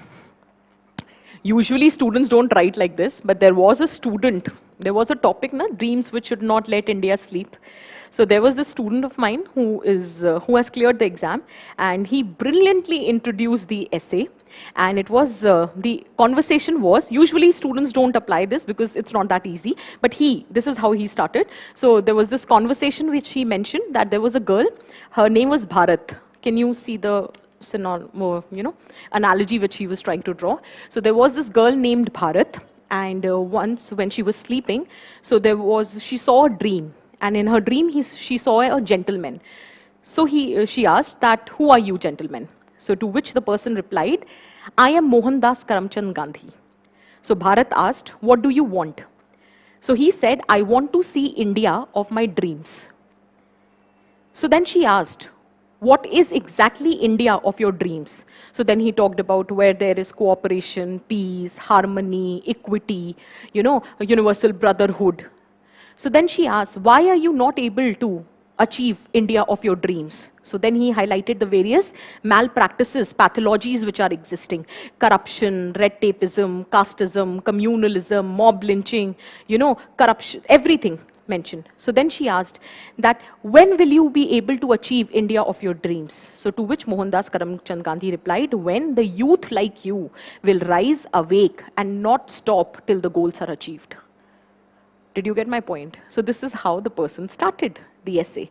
So yes, you can make use of these conversations also, but then there should not be monotony कि पूरा essay ही conversations पे लिख दिया, वो बहुत boring होता है, and that is not how essay has to be written.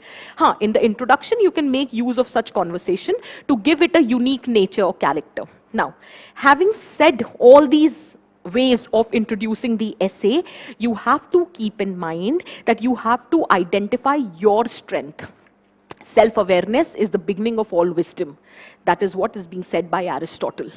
You should be self-aware about your strengths and weakness. Not every one of us is good with quotation or anecdotes, right? Not every one of us is comfortable with writing paradoxes or conversations. So you have to identify through different mock tests which is your strength, right? And based on your strengths, you will plan accordingly that how you are going to appear for your essay examination. Is that clear for everyone? Am I making sense for everyone here? Clear hai? Can I proceed to the body? Okay. Now, in the beginning of the session, I already told you that while writing the body, you have to make it as multidimensional as possible.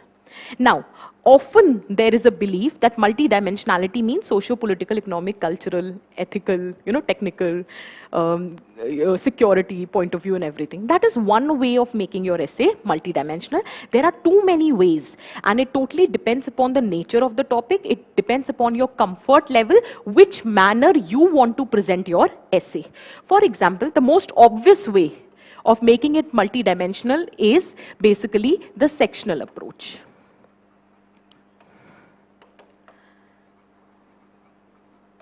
This is the most obvious way. Most of us try to use this way. Social, political, economical, technical, cultural, ethical, historical, और जो भी लिखना चाहो, international, जो भी. So there are too many sections, like right from GS paper 1 to GS paper 4, whichever manner you are comfortable, you can make use of it. This is the most obvious way of writing the essay, and that is sectional approach. But this is just one way of writing the essay. There are other ways also. For example, there is another dimension, that is temporal dimension.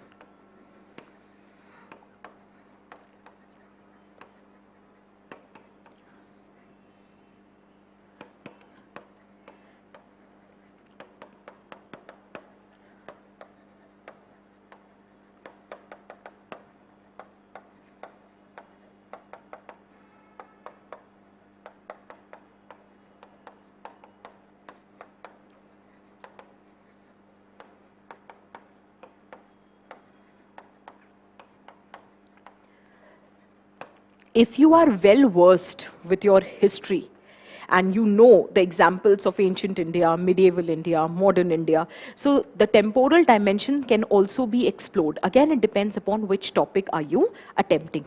But this is also one of the most accepted way of writing the essay. Okay? So ancient, medieval, modern, post-independence, post-globalized, contemporary. And then you have to keep in mind that ऐसा जरूरी नहीं है कि अगर ancient medieval के example नहीं आते तो हम टेम्पोरल डायमेंशन नहीं लिख सकते. आप pre British period, post British period, post independence इस तरह से करके लिख सकते हो. लेट अस से आपको एंशियंट मीडिएवल पता ही नहीं है तो आप pre independence, post independence, post globalize, contemporary ऐसे भी कर सकते हो. कुछ भी याद नहीं आ रहा है, पोस्ट इंडिपेंडेंस केवल याद है, तो प्री ग्लोबलाइज्ड, पोस्ट ग्लोबलाइज करके लिख सकते हो. जहां से याद है वहां से अपनी हिस्ट्री शुरू कर दो. That is the best part about history. From wherever you remember you start your history. Is that very clear? So you can make use of the temporal dimension. There is another set of example or way in which you can write, which I believe is very effective, especially if it is the current issues, prospects, issues, challenges. Artificial intelligence, prospects, issues, challenges. Cashless economy, prospects, issues, challenges. Digital education, prospects, issues, challenges. Did you get my point? Universal health coverage, prospects, issues, challenges. Right? So, I hope you understand prospects, issues, and challenges, right? So, prospects basically means the positive ramification, implication. That is, if you are able to achieve cashless economy, what will be the positive impact? That is the prospect. If you are able to achieve universal health coverage, what will be the prospects? Right? So that is the positive implication. But again, I will put a disclaimer here. When you are making use of these dimensions, that does not mean it has to be in a watertight, compartmentalized manner. For example, while discussing the prospects, you can discuss the social prospect, political prospect, economic prospect, cultural prospect. तो जरूरी नहीं है. Prospect is a broad heading. Within that, socio-political, economic, cultural can be discussed. So this is the way the essay, the dimensions can be explored. Is that very clear? Are the three ways clear? Then there is another technique of making your essay multidimensional that is known as implication-based technique.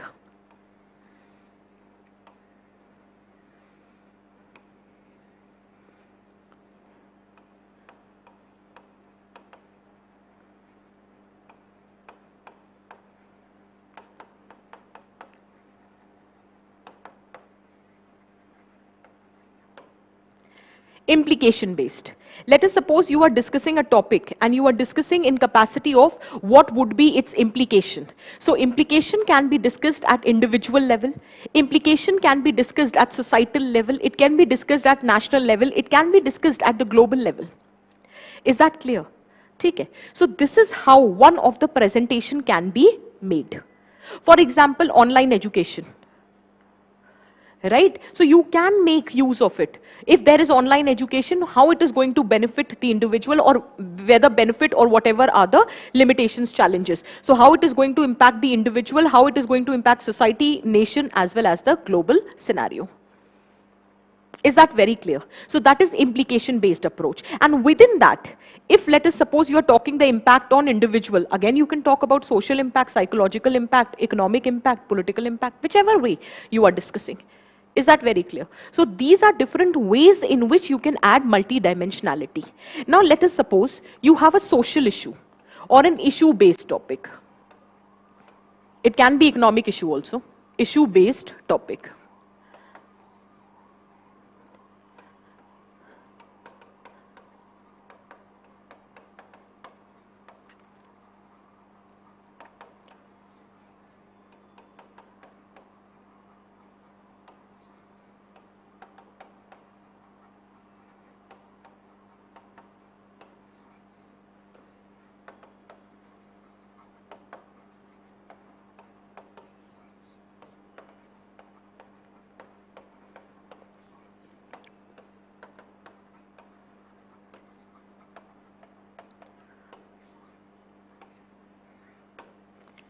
This is the part of body. Way forward here is not included.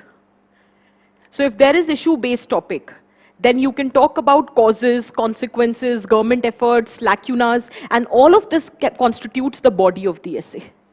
Way forward is not the part of the body. We'll just discuss in some time. Is that very clear? So this is how issue-based topic can also be addressed. Again, there is another set. For example,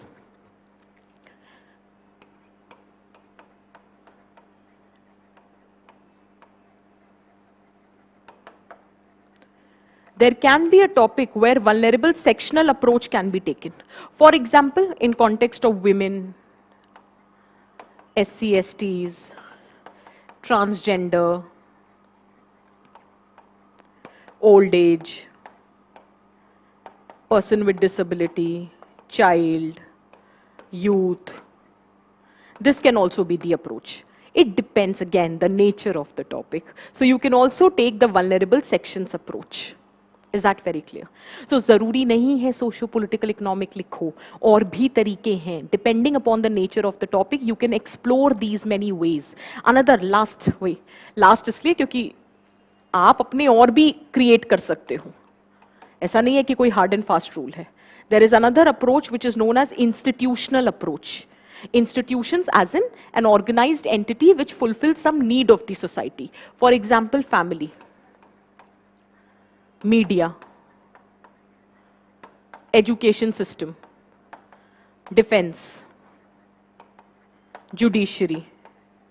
These are all the institutions, parliament. I didn't mean only social institutions. There can be religion, caste, marriage. So basically social, political, economic institutions, whichever, election commission, it's also an institution.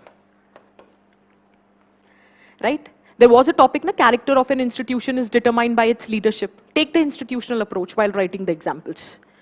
Right? So there can be different approaches to make your body multi-dimensional. Is that very clear for everyone? Can we proceed? Okay. The next thing that I wanted to talk was conclusion. This we have talked about. There is one thing, posing questions, which I'll tell you how to pose the questions. Okay?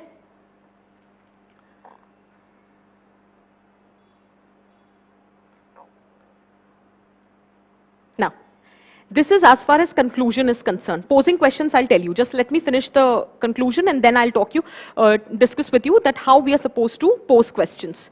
So conclusion, if I talk about, there are few do's and don'ts, right? First and foremost thing is, I know many of you might get confused why ma'am has written don't summarize. Okay? Because बहुत बार क्या होता है, different mentors, even the toppers, they tell you to summarize. But I will show you toppers scripts and you will realize that you feel that you are writing the summary, but actually you're not writing the summary.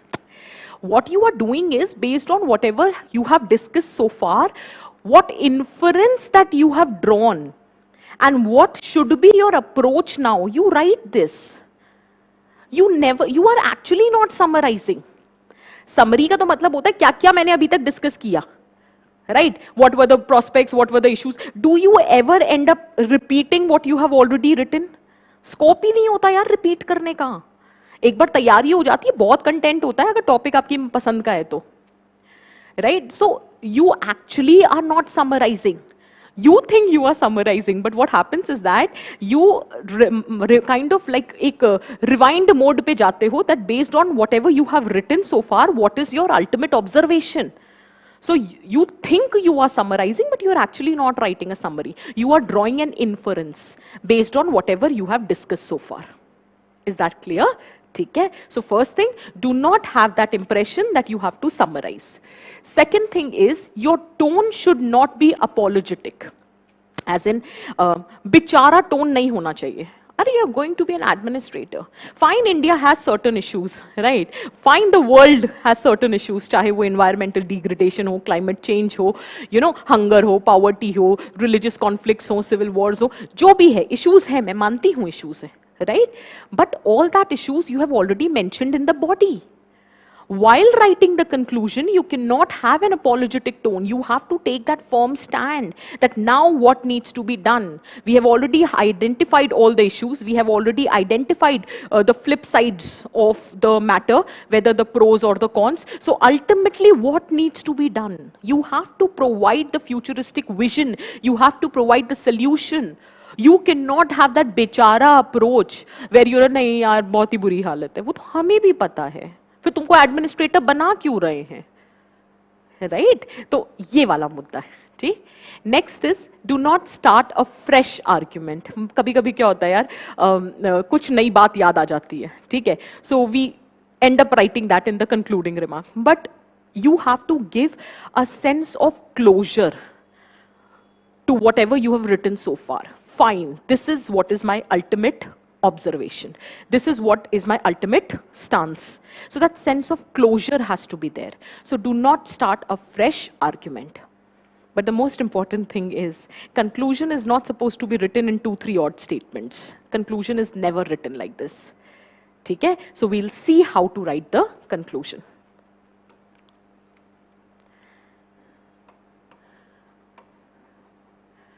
Without even you realizing, you always writing conclusion in 2 parts. You don't even realize, but you are actually writing in 2 parts. One is penultimate conclusion and other is ultimate conclusion. Penultimate conclusion is nothing but, in simple words, it is the way forward. What needs to be done?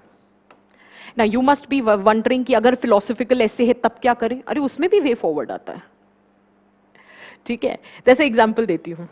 Character of an institution is determined by the leader. That means if you want your institution to have high moral qualities and ethical standards, you need to have a good leader. So in penultimate conclusion, can you write that how would you develop that desired traits of leadership in an individual? So what needs to be done? बनाना way forward.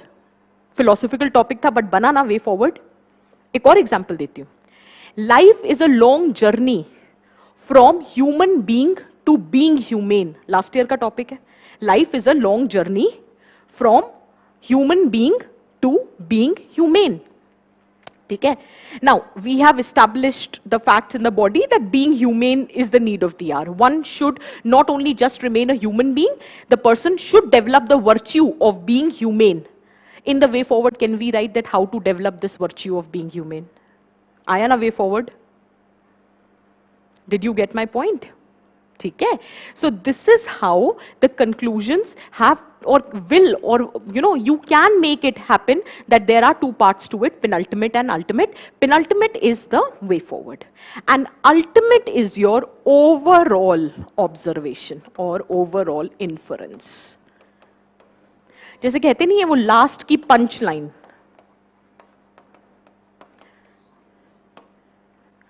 See, your introduction needs to be captivating because only then examiner will further invest his time and energy in reading your essay. But do you realize that marks are rewarded to you after reading your ultimate conclusion? So that conclusion needs to have that very captivating punchline or an inference or an observation that it stays with the examiner while he is rewarding you the marks. Is that very clear? So keep that in mind while you are writing. ठीक है? Now, while writing the way forwards, again you have different ways of writing. वैसे तो देखो इतना कोई दिमाग देता नहीं है, socio political economic way forward solution भी दे देते हैं. नहीं तो बेस्ट तरीका होता है जो आजकल मैं देख रही हूँ, टॉपर्स भी लिख लेते हैं, फर्स्टली, सेकेंडली, थर्डली, फोर्थली. ठीक है? ऐसे भी करके लिख लेते हैं. ठीक. लेकिन एक जनरल आइडिया है कि अगर करना ही चाहते हो तो इस तरह से भी कर सकते हो.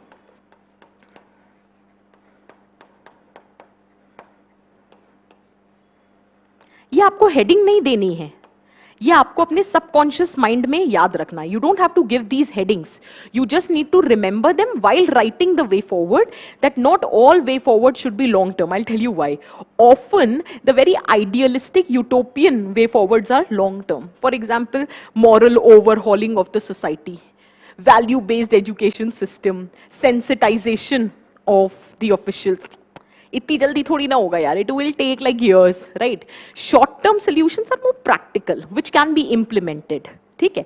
So while ऐसा नहीं है कि long term लिखोगे नहीं, you have to write a blend of both set of solutions. So you can divide it like this, right? There is another way also you can write. For example, infrastructural, implementational, and attitudinal. This can also be the way forward depending upon the topic. So if you're writing a topic for which you require infrastructure, so definitely you will say that develop the infrastructure and so and so. Let us say you have the question on primary education, jo pucha tha 2 years back, right? So you will say there has to be an infrastructure. You need to have a school, right? You need to ensure penetration of technology in order to make your education system effective. Let us say digital education, online education, e-learning is the topic. So in that situation, let us say you have introduced the technology, but what if your teachers don't know how to use the technology? तो infrastructure create करने से कुछ नहीं होगा, उसको implement भी करो, ठीक है? And not only implementation, you have to make sure that the people for whom you are implementing and the people, the stakeholders, what I mean, like whether the teachers or the students or the parents or the community, you need to have the right kind of attitude also to accept those changes, right? So attitudinal change is also the need of the hour. Okay? So in every which way, this is how you can present your conclusion. Have I made myself very clear? Okay? So I hope you are understanding what I'm going, or what I have conveyed so far. But let me just give you an overall picture before I show you the topper scripts.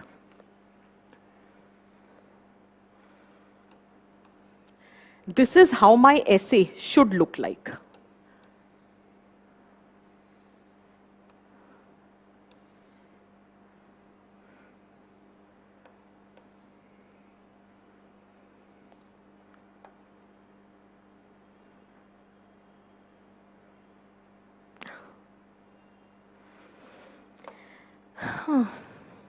I told you, no? Just by introducing technology, the work would not be done. The teachers should also know how to use the technology. I think that was the personal example. Anyhow.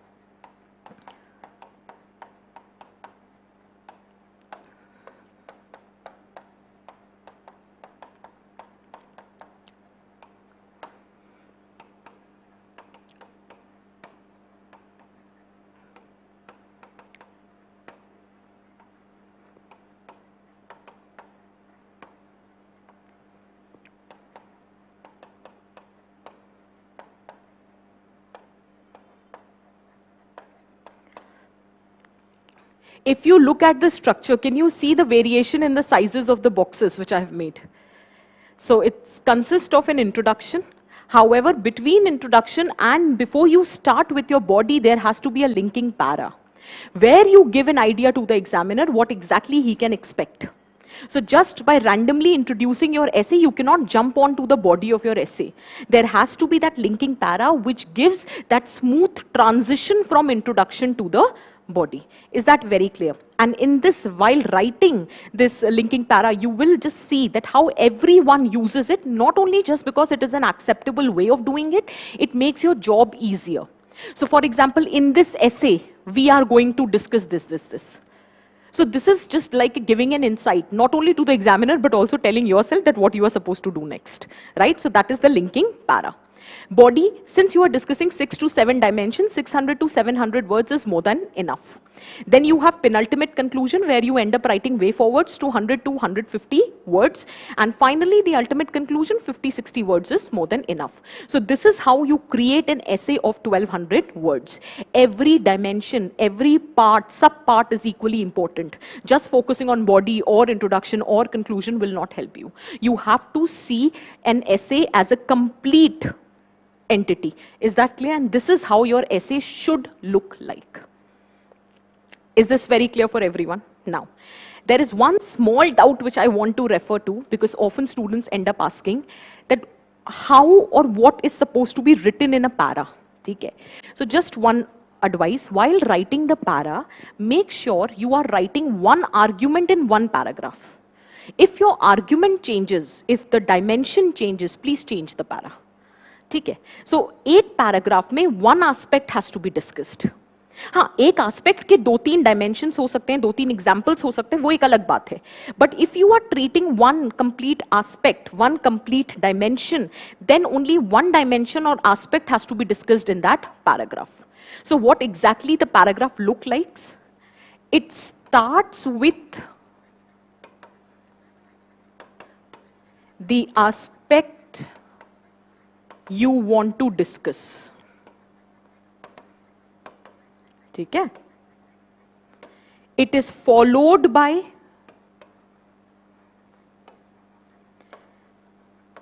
the reports, facts, examples to support your viewpoint with respect to that aspect. And finally, you make a transition to following paragraph. So a paragraph basically starts with the aspect that you have the intention to discuss economically, politically, socially, right? Or in this context, we'll discuss this. So whatever aspect you want to discuss, your paragraph should begin with that. In the following 2 statements or 3 statements, whichever you are writing, you will use or make use of examples, reports, theoretical perspective, whatsoever it is, to justify the point of view in that respect. Is that clear? And finally, you will make the transition to the following paragraph. Am I clear with respect to all these things? Okay? So let's quickly see. Now, till here, whatever we have discussed, do you have any doubts? Just look at the doubts if you have made any list of it. Just go through the list if you have made any doubt list. I need to show you the topper script. Just give me 2 minutes. I'll just show you the topper script.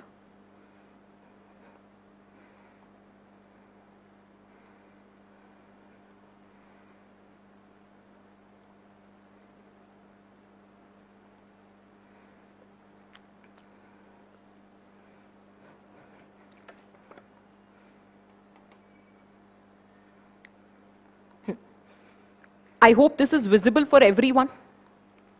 This is last year's rank 25. Okay. Just see the topic. In contemporary world politics, smart power is neither hard nor soft. It is both. In the contemporary world politics, smart power is neither hard nor soft. It is both. Okay. Now, here you don't have to focus that, you know, कैसे लिखा इतना अच्छा नहीं. मैं सिर्फ यहाँ पे focus करना सिखा रही हूँ structuring of the essay, and I want to establish the facts that there is a set pattern in which you structure. After that, whether you make use of anecdote, quotations, or any report, or any news piece, or whichever socio-political dimension or prospect issue challenges, कुछ भी use करो, उससे कोई मतलब नहीं है. वो तो depend करेगा ना topic, and it will vary. But एक जो structuring of the essay होती है, वो more or less same ही होती है. ठीक है? Just see how the person has introduced the essay. Rewind to 2017, tensions between US and North Korea had reached at its peak. North Korea's nuclear capabilities were not just threatening the Korean peninsula, but even the American hegemony in the region. The US president commented that North Koreans will witness a fire and fury that the world has never seen. In return, North Korea threatened to attack, enveloping it in fire. Coming 1 year ahead, both Mr. Trump and North Korean leaders sat together at Singapore. Some media persons even commented that this is the most important summit of 21st century. North Korea agreed for disarmament while US stopped its military exercises with South Korea. This was a news piece, right? The person is showing you or is telling you what has happened in past, in the current affairs. But the person has not stopped here. The person is now linking it, or why he has introduced the essay like this, to the main theme of the essay. Now see, how did this happen in a matter of less than a year? The answer lies in skillful diplomacy and use of smart power. Had both leaders not shown maturity, world would have been headed towards a deadly nuclear race. It is this smart power that matters the most in the current global politics. Has the person make the stand clear in the beginning? यही तो पूछा था ना, यही तो topic था ना, ठीक है, कि it is the soft or the hard power or the smart power. What is the need of the hour in the current global scenario? Has the person made the stand very clear that it is the smart power which is the need of the hour in the global politics? ठीक है? Is the introduction relevant to the theme? Is the introduction suggestive of his approach towards the topic? Is the introduction captivating and interesting? One job done. Second job, linking para. What are the components of smart? I told you, posing questions. Okay. So what are the components of smart power? How it is different from hard and soft power? Or is it the combination of two? Person has posed the questions. Now see, in this essay, is he not telling us what we can expect in the essay? In this essay, we will try to find answers to all these questions through various dimensions. We will also examine why smart power has to be the combination of both. And finally, we will also analyze that how it can be incorporated in contemporary global politics. Is that very clear? Is it making sense? Is the linking power done? Is the introduction clear? Is the linking power, as in the paragraph, done? Then the next thing is body. Now, while writing the body, I told you can make use of these subheadings. It's totally depending upon your choice what kind of subheadings you want to use. The person has used the subheadings. Don't get into the detail of the content. Just see the structure. Hard challenge of defining soft and the smart power. Bhai define kar liya. Agle bande ne. Can you see the person is writing small paragraphs? The person is underlining whatever is important. Okay, where he wants to draw your attention. Not only that, when the aspect is discussed, then in order, see the linking paragraph. Having seen the definitions and linkages of hard, soft and smart power, now let us examine their interrelationship in various aspects of world politics. Did you understand how to make the transition? How to ensure coherence in your essay writing? Write something what you have already written and then write something which you are going to discuss. So having seen the definition and linkages of hard, soft and smart power, now let us examine the interrelationship in various aspects of the world politics. Now smart power, beyond history, across geography. ठीक है, तो historical dimension दिखाया है, how at different stages smart power has played the role and across geography दिखाई है. ठीक है, जो important content है वो underline करा है अगले बंदे ने. ठीक है. Now while writing the dimensions, पहले military dimension था, now it is the social dimension, then there is cultural dimension, then economic dimension, environmental sphere, terrorism, security point of view. Now, from above examples, we have seen how smart power is a combination of both hard and soft. It is neither hard nor soft, but both. Now the question is, how should nations develop this smart power in contemporary times, right? Now, way forward suggest kar rahe hain that how you can develop this concept of smart power, because he has established that smart power is the need of the hour, and also by means of example, he has established how it is the combination of two. Then how you can develop that? So firstly, secondly, मैं बताया ना, usually आप लिख सकते हो, ठीक है? तो ये 3-4 solutions दे दिए. And once that penultimate conclusion is over. Now see the ultimate conclusion. Indian Constitution under article calls upon the state to respect international treaties and conventions as world heads towards new wave of anti-globalization and faces newer dangers of terror, climate change. Smart power is the need of the hour. We have to use smart power to prevent the world from becoming hell. The age-old saying of Vasudev Kutumbakam will be successful only by smart power. Has the person written the summary anywhere? Is this not the ultimate inference which the person has drawn? That since we are moving towards this new wave of anti-globalization, there are problems of terror, climate change, and that is why in this context, smart power has become all the more indispensable. Can you see how the essay is written? ठीक है. Is it making sense for everyone out there? ठीक? और देखें, ये clear हुआ सबको? Let me just see.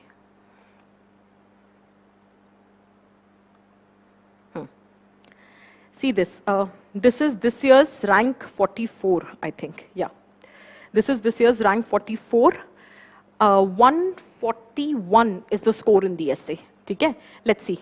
The topic here is data is the new oil of 21st century. Clear hai? Now see. Ramesh is a small farmer who majorly depends on rain for his crops. Question samajh aa gaya? Data is the new oil of 21st century. So Ramesh is a small farmer who majorly depends on rain for his crops. So anecdote se start hua hai, fictional anecdote hai. Earlier, due to the vagaries of monsoon and other climatic events, he used to suffer a lot with heavy monetary losses. But now he used to get the information in advance about the weather forecasting, which is almost accurate from the Department of Meteorology on his mobile. The soil health card also provides him the exact information about the kind of fertilizer or the nutrients which he needs to put.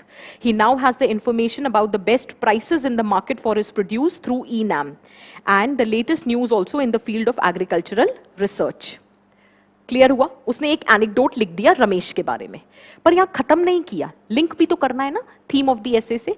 So this story of Ramesh is just a small example about how data and technology is revolutionizing the lives of the people and nation at large. Did you get my point? ठीक है. Now, अभी भी खत्म नहीं हुआ है. Few years ago, a mathematician from Europe has called the data the new oil.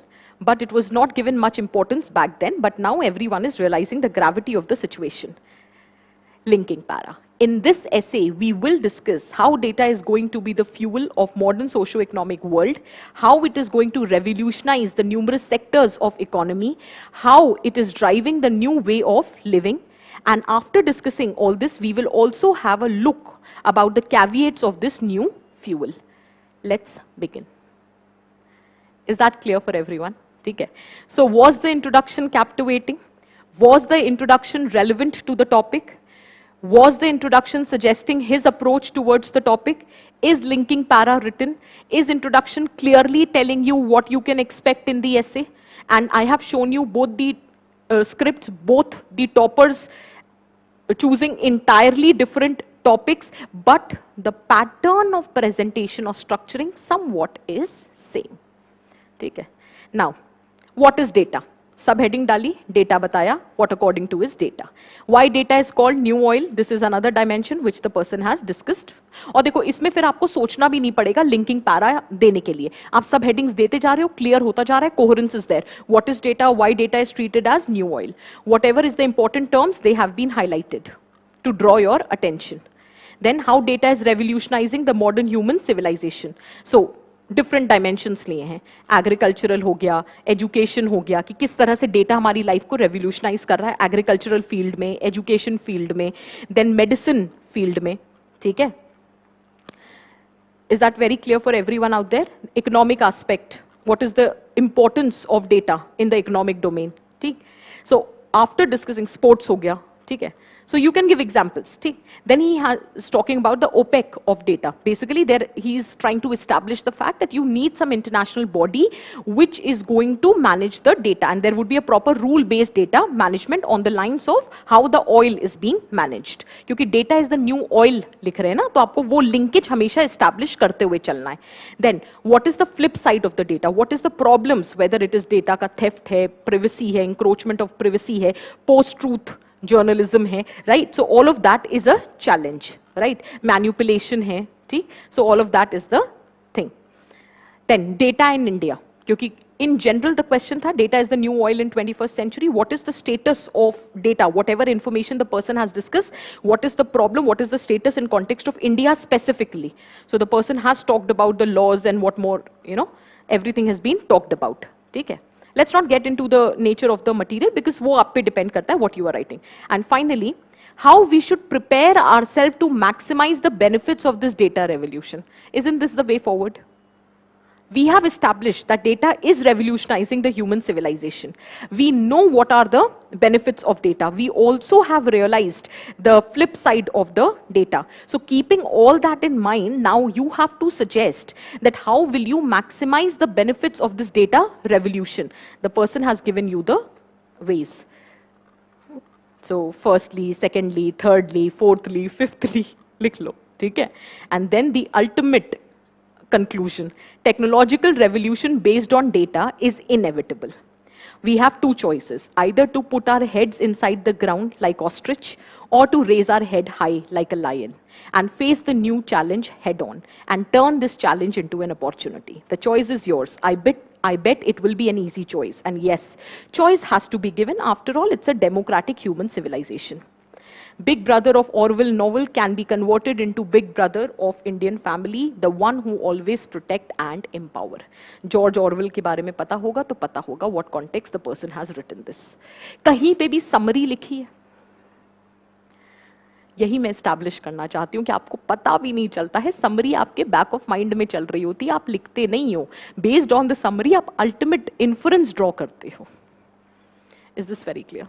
Is it making sense for everyone? ठीक है. Now, I told you, I hope whatever we have discussed so far, everything is clear. I'll just take another 10-15 minutes of yours and we will just discuss very quickly how we are supposed to approach the philosophical topics. See, if the pattern continues, you have no escape route. You have to attempt philosophical topic, one thing. Second thing is, stop fearing philosophical topics, trust me. It is actually very, I would not say very easy, because sometimes it happens that you're not understanding the statement. तो वो एक challenge हो सकता है. लेकिन often past 3 years में हमने देखा है कि 4 option में से 1-2 options ऐसे होते हैं जो कहीं ना कहीं आपको समझ आ रहे होते हैं. जैसे अभी last year ही था ना कि life is a long journey from human being to being humane. ठीक है ना?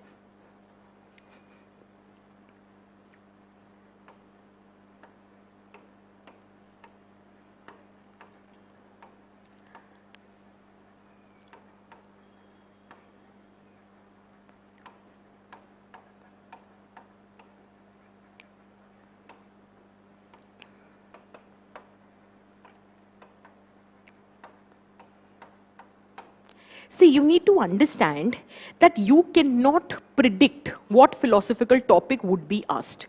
This we cannot predict. We can predict that philosophical topic will be asked, right? But we can't predict what kind of. भाई इतनी सारे statements हैं, इतने सारे philosophers ने दिया है, क्या UPSC पूछेगा ये predict नहीं कर सकते और इसमें समय भी मत खराब करो. ये मान के चलो that you have to attempt the topic. Now you need to devise your strategy of approaching the topic. I can give you my strategy. If you find it useful, you can use it. ठीक है. So what can be done is that अभी एक difference होता है that in philosophical topics brainstorming has to be done first and then you think about structuring the content. बाकी सारे में क्या होता है ना, देखते ही समझ आता है अच्छा what is data, why data is known as new oil, how it has revolutionized, what is the flip side. हमको पता है कि ये चीजें हैं. But जब आप philosophical topics में जाते हो, so first you need to brainstorm, as in you need to explore the dimensions or the perspective from which that particular topic can be addressed, and then you think of structuring the essay. बस इतना difference होता है. ठीक है, अब देखो. First and foremost step, which I believe is, one can identify the keywords in the statement. For example, life. For example, long journey. For example, human being and being humane. Now, there are these 4 keywords which are given in this topic.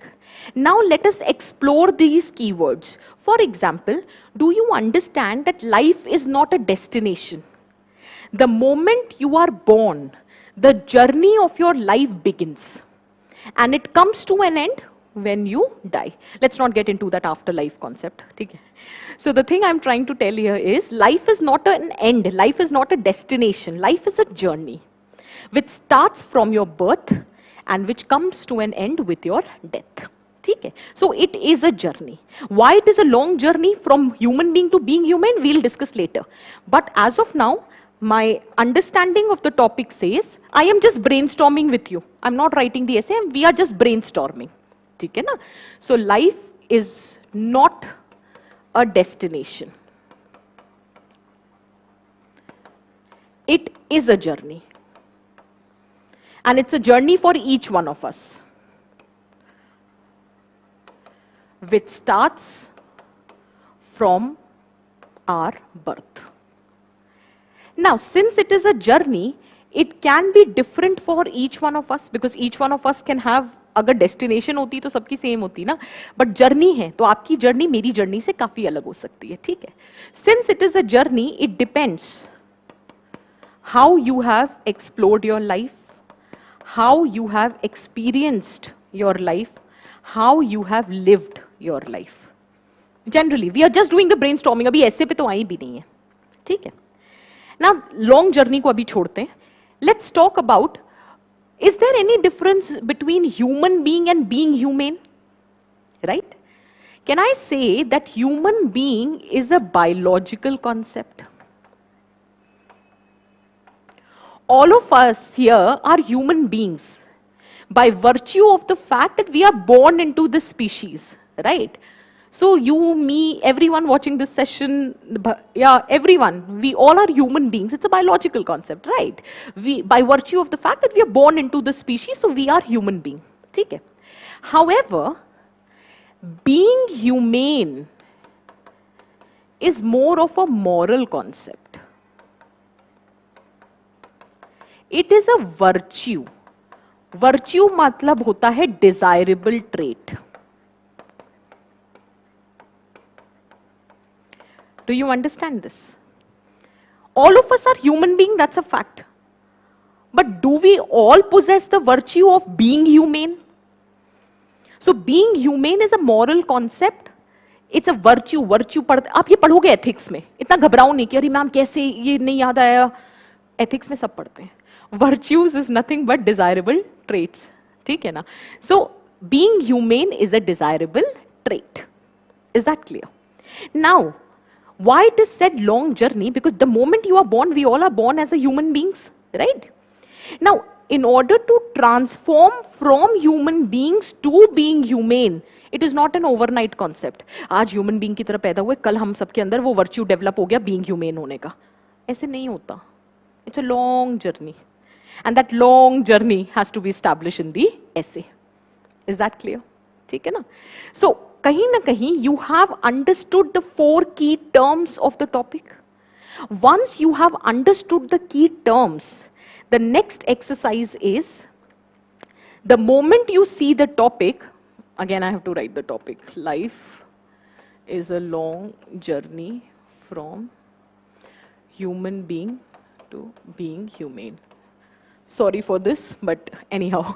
So the moment you see the topic, the easiest way out, the strategy is just think of the possible questions. Now everyone out there, this is an exercise for you. Everyone out there, this is an exercise for you. The topic here is, it's a UPSC question. Last year UPSC has asked it. The moment you see the life is a long journey from human being to being humane. I have explained you life का concept, I have explained you human being, I have explained you being humane क्या है, long journey क्यों कहते हैं. Now my question to you is, the moment you see the statement, what all questions come to your mind? The moment you see the statement, what all questions comes to your mind? बहुत आसान तरीका है ऐसे लिखने का. And trust me, it will not disappoint you. Just think. I'll tell you what I mean when I say questions. What I'm trying to tell you here is,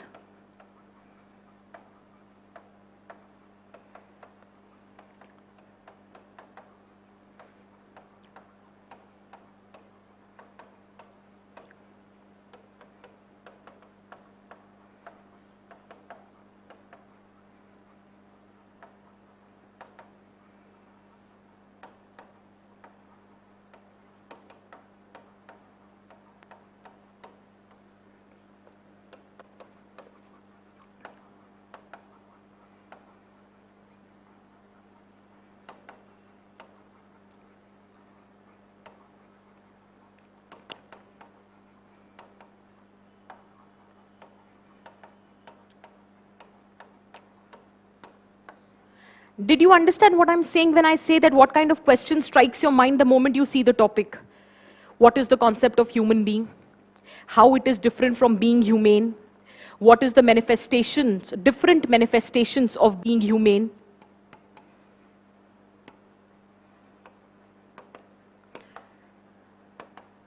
What is the significance of developing the virtue of being humane?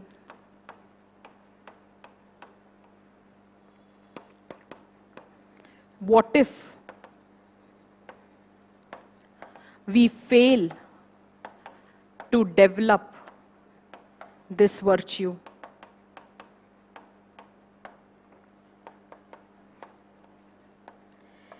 Why this journey is considered long?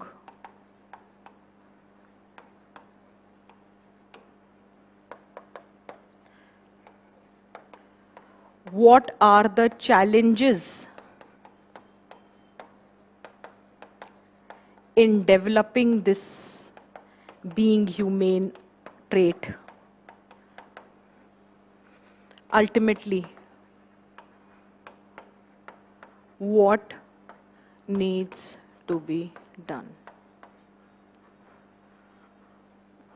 Do you understand now what I am trying to say when I say that the moment you see the topic, what questions strike you?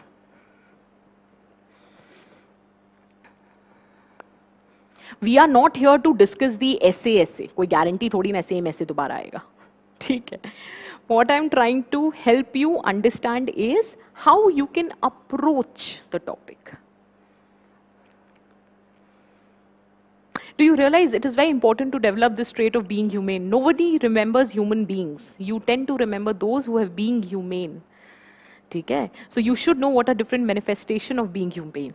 If you are kind, if you are compassionate, if you are warm-hearted, if you are tolerant of dissent, if you are accommodative of diversity, if you have wisdom, right? If you have the courage, right? You are a person of integrity, then you are known as being humane. Is that clear? So these are nothing but different manifestations of being humane. You have Mother Teresa, you have Lal Bahadur Shastri, you have APJ Abdul Kalam. They have always been humane. There are so many social reformers being humane. Honest officials being humane. The people who have worked for the upliftment of the vulnerable sections of society being humane. They are empathetic, they are compassionate, they are kind, they are warm-hearted, they are accommodative, they are tolerant. So these are nothing but manifestations. Are you getting the point how the topic has to be approached? So, you know what is the concept of human being, you know how it is different from being humane, you know what are the different manifestations. I'll just reiterate: being kind, warm-hearted, compassionate, tolerant, accommodative. These are nothing. Hopeful, a person of integrity, different dimensions or manifestations. Another thing, what is the significance of developing this virtue? Why it is important for us to develop a society where people possess this virtue of being humane? Do you realize if each one of us has this trait of being humane, this world would be a better place to live in? There will be more cohesion, there will be more harmony, right? It would be unity in diversity would be realized in true sense. There will be equal distribution of benefits, there would be development which would happen, right? And not only it would be beneficial at the societal level, it would also be beneficial at an individual level if you are developing this desirable trait. Do you realize that we have a tendency, whenever we do the right thing, we take a sense of pride in that. It gives us a sense of happiness, right? So if we all develop that trait of being humane, it will give us a peace of mind. It will give us a sense of satisfaction. Do you realize it will improve our credibility in the society? अरे यार ये बंदा ना integrity वाला है. The person is very honest. The person is very compassionate. So no matter whatever your economic, political status in the society, you will always be respected. मुंह पे भले ही ना करें, but deep down the line, they know that they can always trust you. They can fall back upon you. Right? ठीक है ना? So it improves your status in the society. It improves your credibility. It gives you a sense of satisfaction, peace of mind. Cognitive dissonance नहीं होता है. Because somewhere deep down the line, we know what is the right thing. It's just that we don't have the courage to do the right thing.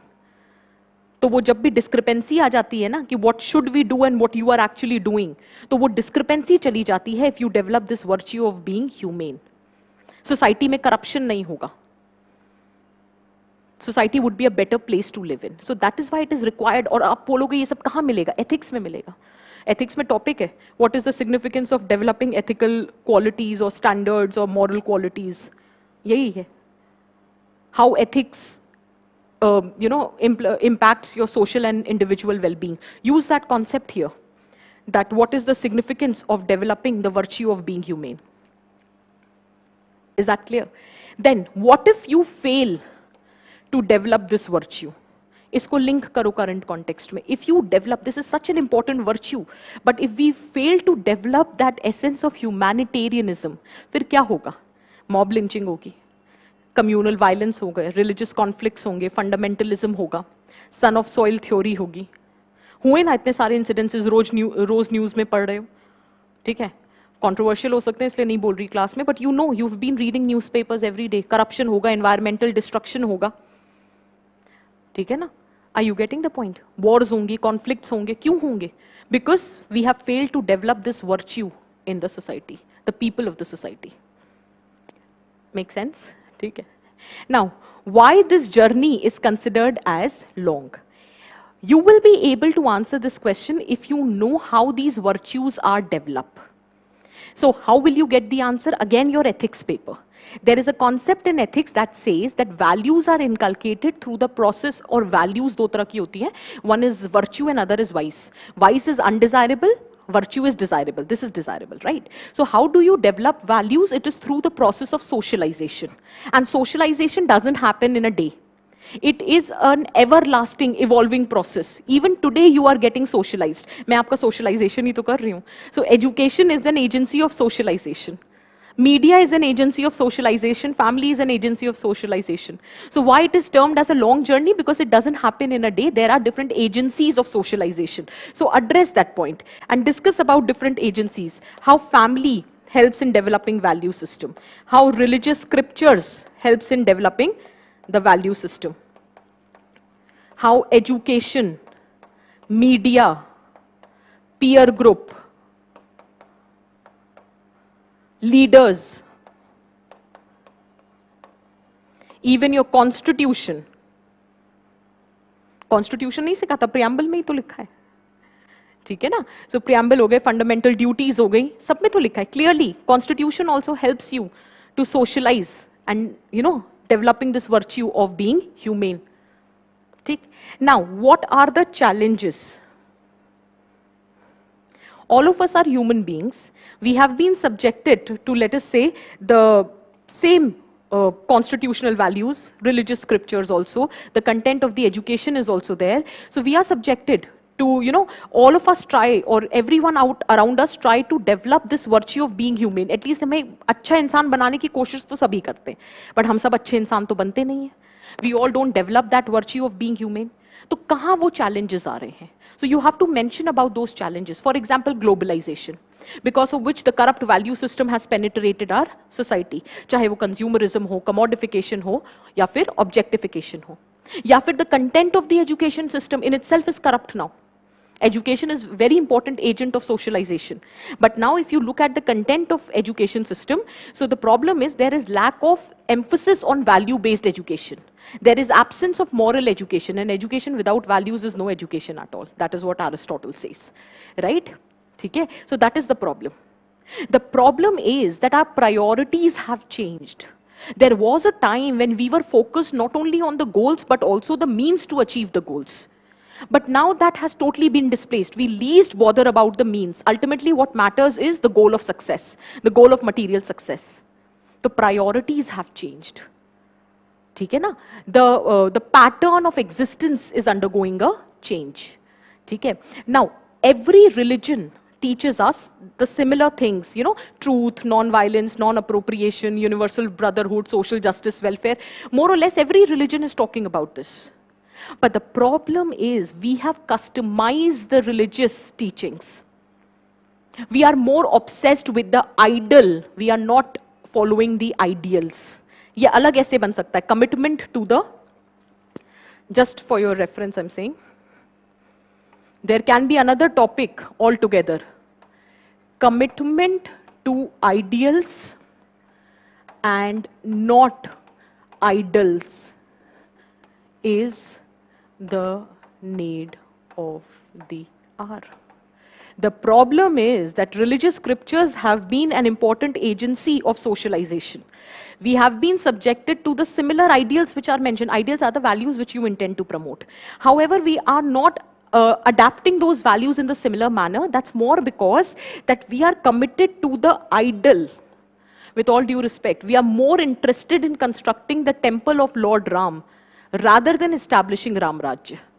Ram Rajya means morally virtuous society. Definitely you create temple. That's not an issue at all. Do create. But then at the same time, follow the ideals also. No. Now, we are not using these religious teachings as a means of socialization. We are not talking about universal brotherhood or harmony. We are more interested in establishing our religious hegemony over others. That is the problem. This is the challenge that we are facing in developing that virtue of being humane. Talk about all those challenges. Is that clear? Glorification of wrong deeds.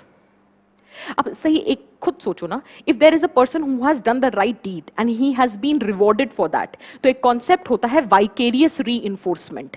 मतलब all of us have a tendency to replicate the behavior for which someone else has been rewarded, right? So that is vicarious reinforcement. But now the challenge is that when you start glorifying the wrong deeds, the corrupt deeds, the evil deeds, तो how will you develop this virtue of being humane? जो media में देखोगे वही तो सीखोगे. So every agency which was responsible for socialization have gone corrupt. Parenting. आज parents के पास time ही नहीं है value system देने का. They are too busy in earning money. So democratic parenting, attentive parenting is missing. You have unfiltered access to the content on the internet. You don't have anyone to tell you which content to absorb and which one not. Is that very clear? Is it making sense? So now the question arises, ultimately, what needs to be done? Clear है? अब समझ आ रहा है कि कैसे ऐसे लिखा जा सकता है? अब जो आपने problems highlight करी हैं, provide the solutions. Provide value-based education system. The content of the education system should be driven by scientific temper and not ideological coloration. Promote the concept of democratic parenting. ठीक है? The media, the ethical code of conduct needs to be enforced in various institutions, right? Then the religion should be used as ensuring harmony, collective conscience in the society rather than, you know, establishing cultural hegemony over others. So suggest all those things which can be done. And ultimately, you can conclude that to make this world a better place, we need to establish Ram Rajya. That is morally virtuous society. That is, we should develop this virtue of being humane. Is that clear? And you can give different examples. You can give example of Mother Teresa, Lal Bahadur Shastri. You can talk about Ashoka. You can talk about Akbar, how he was accommodative of diversity. You can give examples from your medieval India, ancient India, post-independence India, modern India, whichever way you want to use it. Is that very clear? ठीक है. Everyone out there, did you understand that how these topics have to be written? Similarly, एक और example दे देते, जैसे कि अब जैसे ये commitment to ideals है, not idols. Again, there are two keywords. So first, you should know what do you mean by ideals. Ideals are nothing but the values that you intend to promote. Then what is the idol? Idol is nothing but the embodiment of the ideals. Idols are those whom you look up to. You treat them as hero. You worship them. Exactly, ठीक है? So this is one aspect of it, and then you can establish the questions. You can prepare the questions after reading the topic, and accordingly you can approach the philosophical essay. Is that very clear? Again, there was one topic I was talking time and again: character of an institution. I'll just take 5 more minutes of yours. Character of an institution.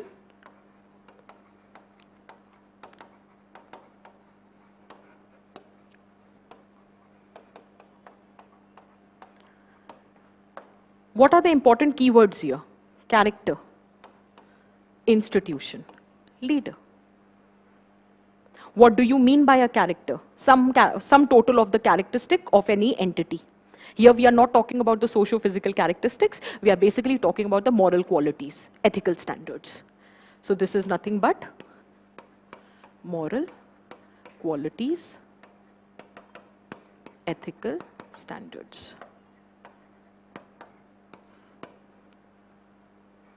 Is that clear? What is an institution? Just few minutes back, I gave you examples of institution. For example, defense. For example, judiciary. For example, media. Election commission. Parliament. These are nothing but the examples of institution. Is that very clear? Okay. Now, the moment you see the topic, again, who is a leader? The third understanding. I'm just going very quick to give you an idea how you can structure it. Now, the third aspect which comes is, who is a leader? So, you have to explore these topics. This is brainstorming which is supposed to be done. So, who is a leader? The one who sets the vision, the one who prepares the goal, the one who provides the strategies to achieve the goal, the one who motivates, the one who shapes the value system of the organization or the institution. Is that very clear? Okay. Now we have explored the 3 key terms which were there in the topic. Now you have to establish the questions. Is that clear? That why is it the leader shapes the character of an institution? How leader shapes the character of an institution? What kind of leadership we require? What are the traits of effective leadership? And how to develop those traits? That becomes the way forward. Is that clear? Is it making sense? And then by giving examples, you will show that how great institutions are the legacy of great leaders. And it is the failed leadership which has brought down the greatest of the institutions. You can give examples every time to show that how leader is shaping or why leader is influencing the character of an institution. See, institutions are made up of people. And when there is a leader, obviously you are inspired by the leader, right? And leader is the one who's telling you what is your goal, what is the strategy, how, he's motivating you, he's shaping the value system. If leader is, courageous, has the fortitude, so the people who's following him will also develop those value system. If the leader is compassionate, if the leader is a person of integrity, if the leader is disciplined, if the leader is risk-taking abilities, if leader is visionary, so all those traits would be reflected in the people, other people of the institution. And when every one of member of the institution is reflecting the similar traits, that becomes the character of the overall institution. Is that very clear? You can start, I can quote an anecdote to give you a better understanding. So, have you heard of Satish Dhawan? With this anecdote, we will conclude the lecture. So, have you heard of Satish Dhawan? You might have heard of APJ Abdul Kalam. So, it so happened in 1975, there was a satellite launch mission which was supposed to take place, and it took place. That time, the chairman of ISRO was Satish Dhawan, and the project director was APJ Abdul Kalam. And that mission failed. So obviously APJ Abdul Kalam was very scared to face the media people because everyone from the media house was outside. So at that point of time, Satish Dhawan asked him not to face the media. He himself took the responsibility of the failed mission, and he said that I have the confidence in my team members that very soon we will be successful. The same thing repeated in 1980. Again, the satellite launch mission happened, and this time it was successful. Again, the media house was there. And this time, Satish Dhawan sent APJ Abdul Kalam to address the media. This is the quality of the leader, that when it is a failure, you take the responsibility and motivate your team members. And when it is a success, you share it with your team members. So that has to be the character of the leader, and this is getting reflected in the subsequent leaders and the character of the institution. Similarly, defense, there was a time when Sam Manekshaw was there, and that reflected.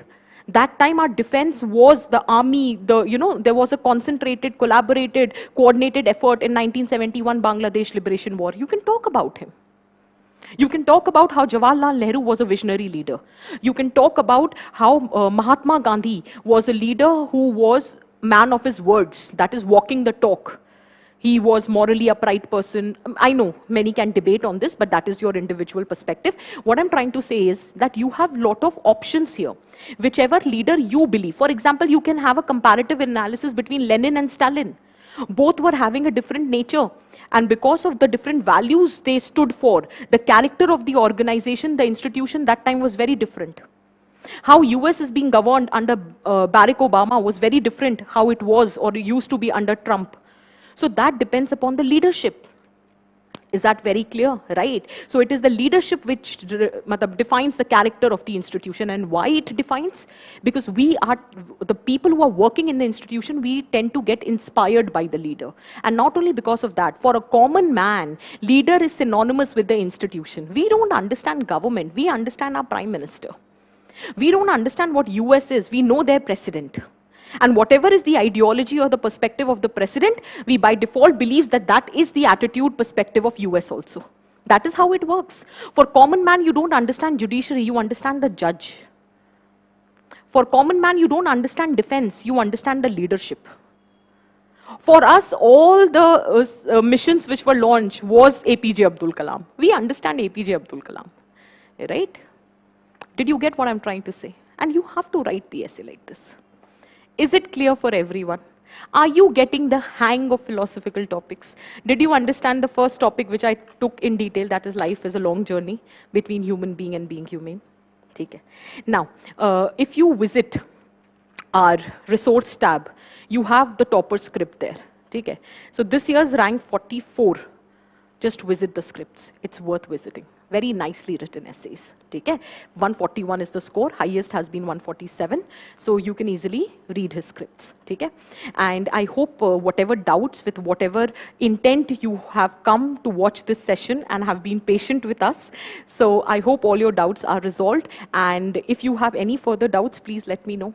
The coordinator team, do we have any further doubts, or I can conclude the lecture? Okay? See, ultimately, no matter how much I talk, it all depends whether you practice or not. So start practicing. Start arranging your content according to the demand of the examination. I hope now you understand. Okay? But no matter how much I say, until and unless you will practice essay writing, you will not understand your strengths and weaknesses, you will not get the desired result. So start practicing. And please, whichever test series you join, or even if you don't join the test series and you have your group where you can get, feedbacks to each other and everything, make sure that in the initial stages, you write your essays in different manner, from different dimensions, so that only then you will be able to identify that which dimension is your forte and which style of writing is your forte. Because many a times the student asks, which is the best way of writing the essay? I can't tell, because there's no one best way of writing the essay. There are too many ways in which can we take help of God or goddess like Hanuman ji in order to show the character? Priyanka, ये depend करता है बच्चे, आप कैसे लिखना चाहते हो? If you want to discuss about loyalty, if you want to discuss about the humbleness, if you want to discuss about the power, the strength, yeah, you can. Of course you can. You can draw these analogies. Absolutely you can. But ये depend करेगा कि आप कैसे use करते हो. ठीक है ना?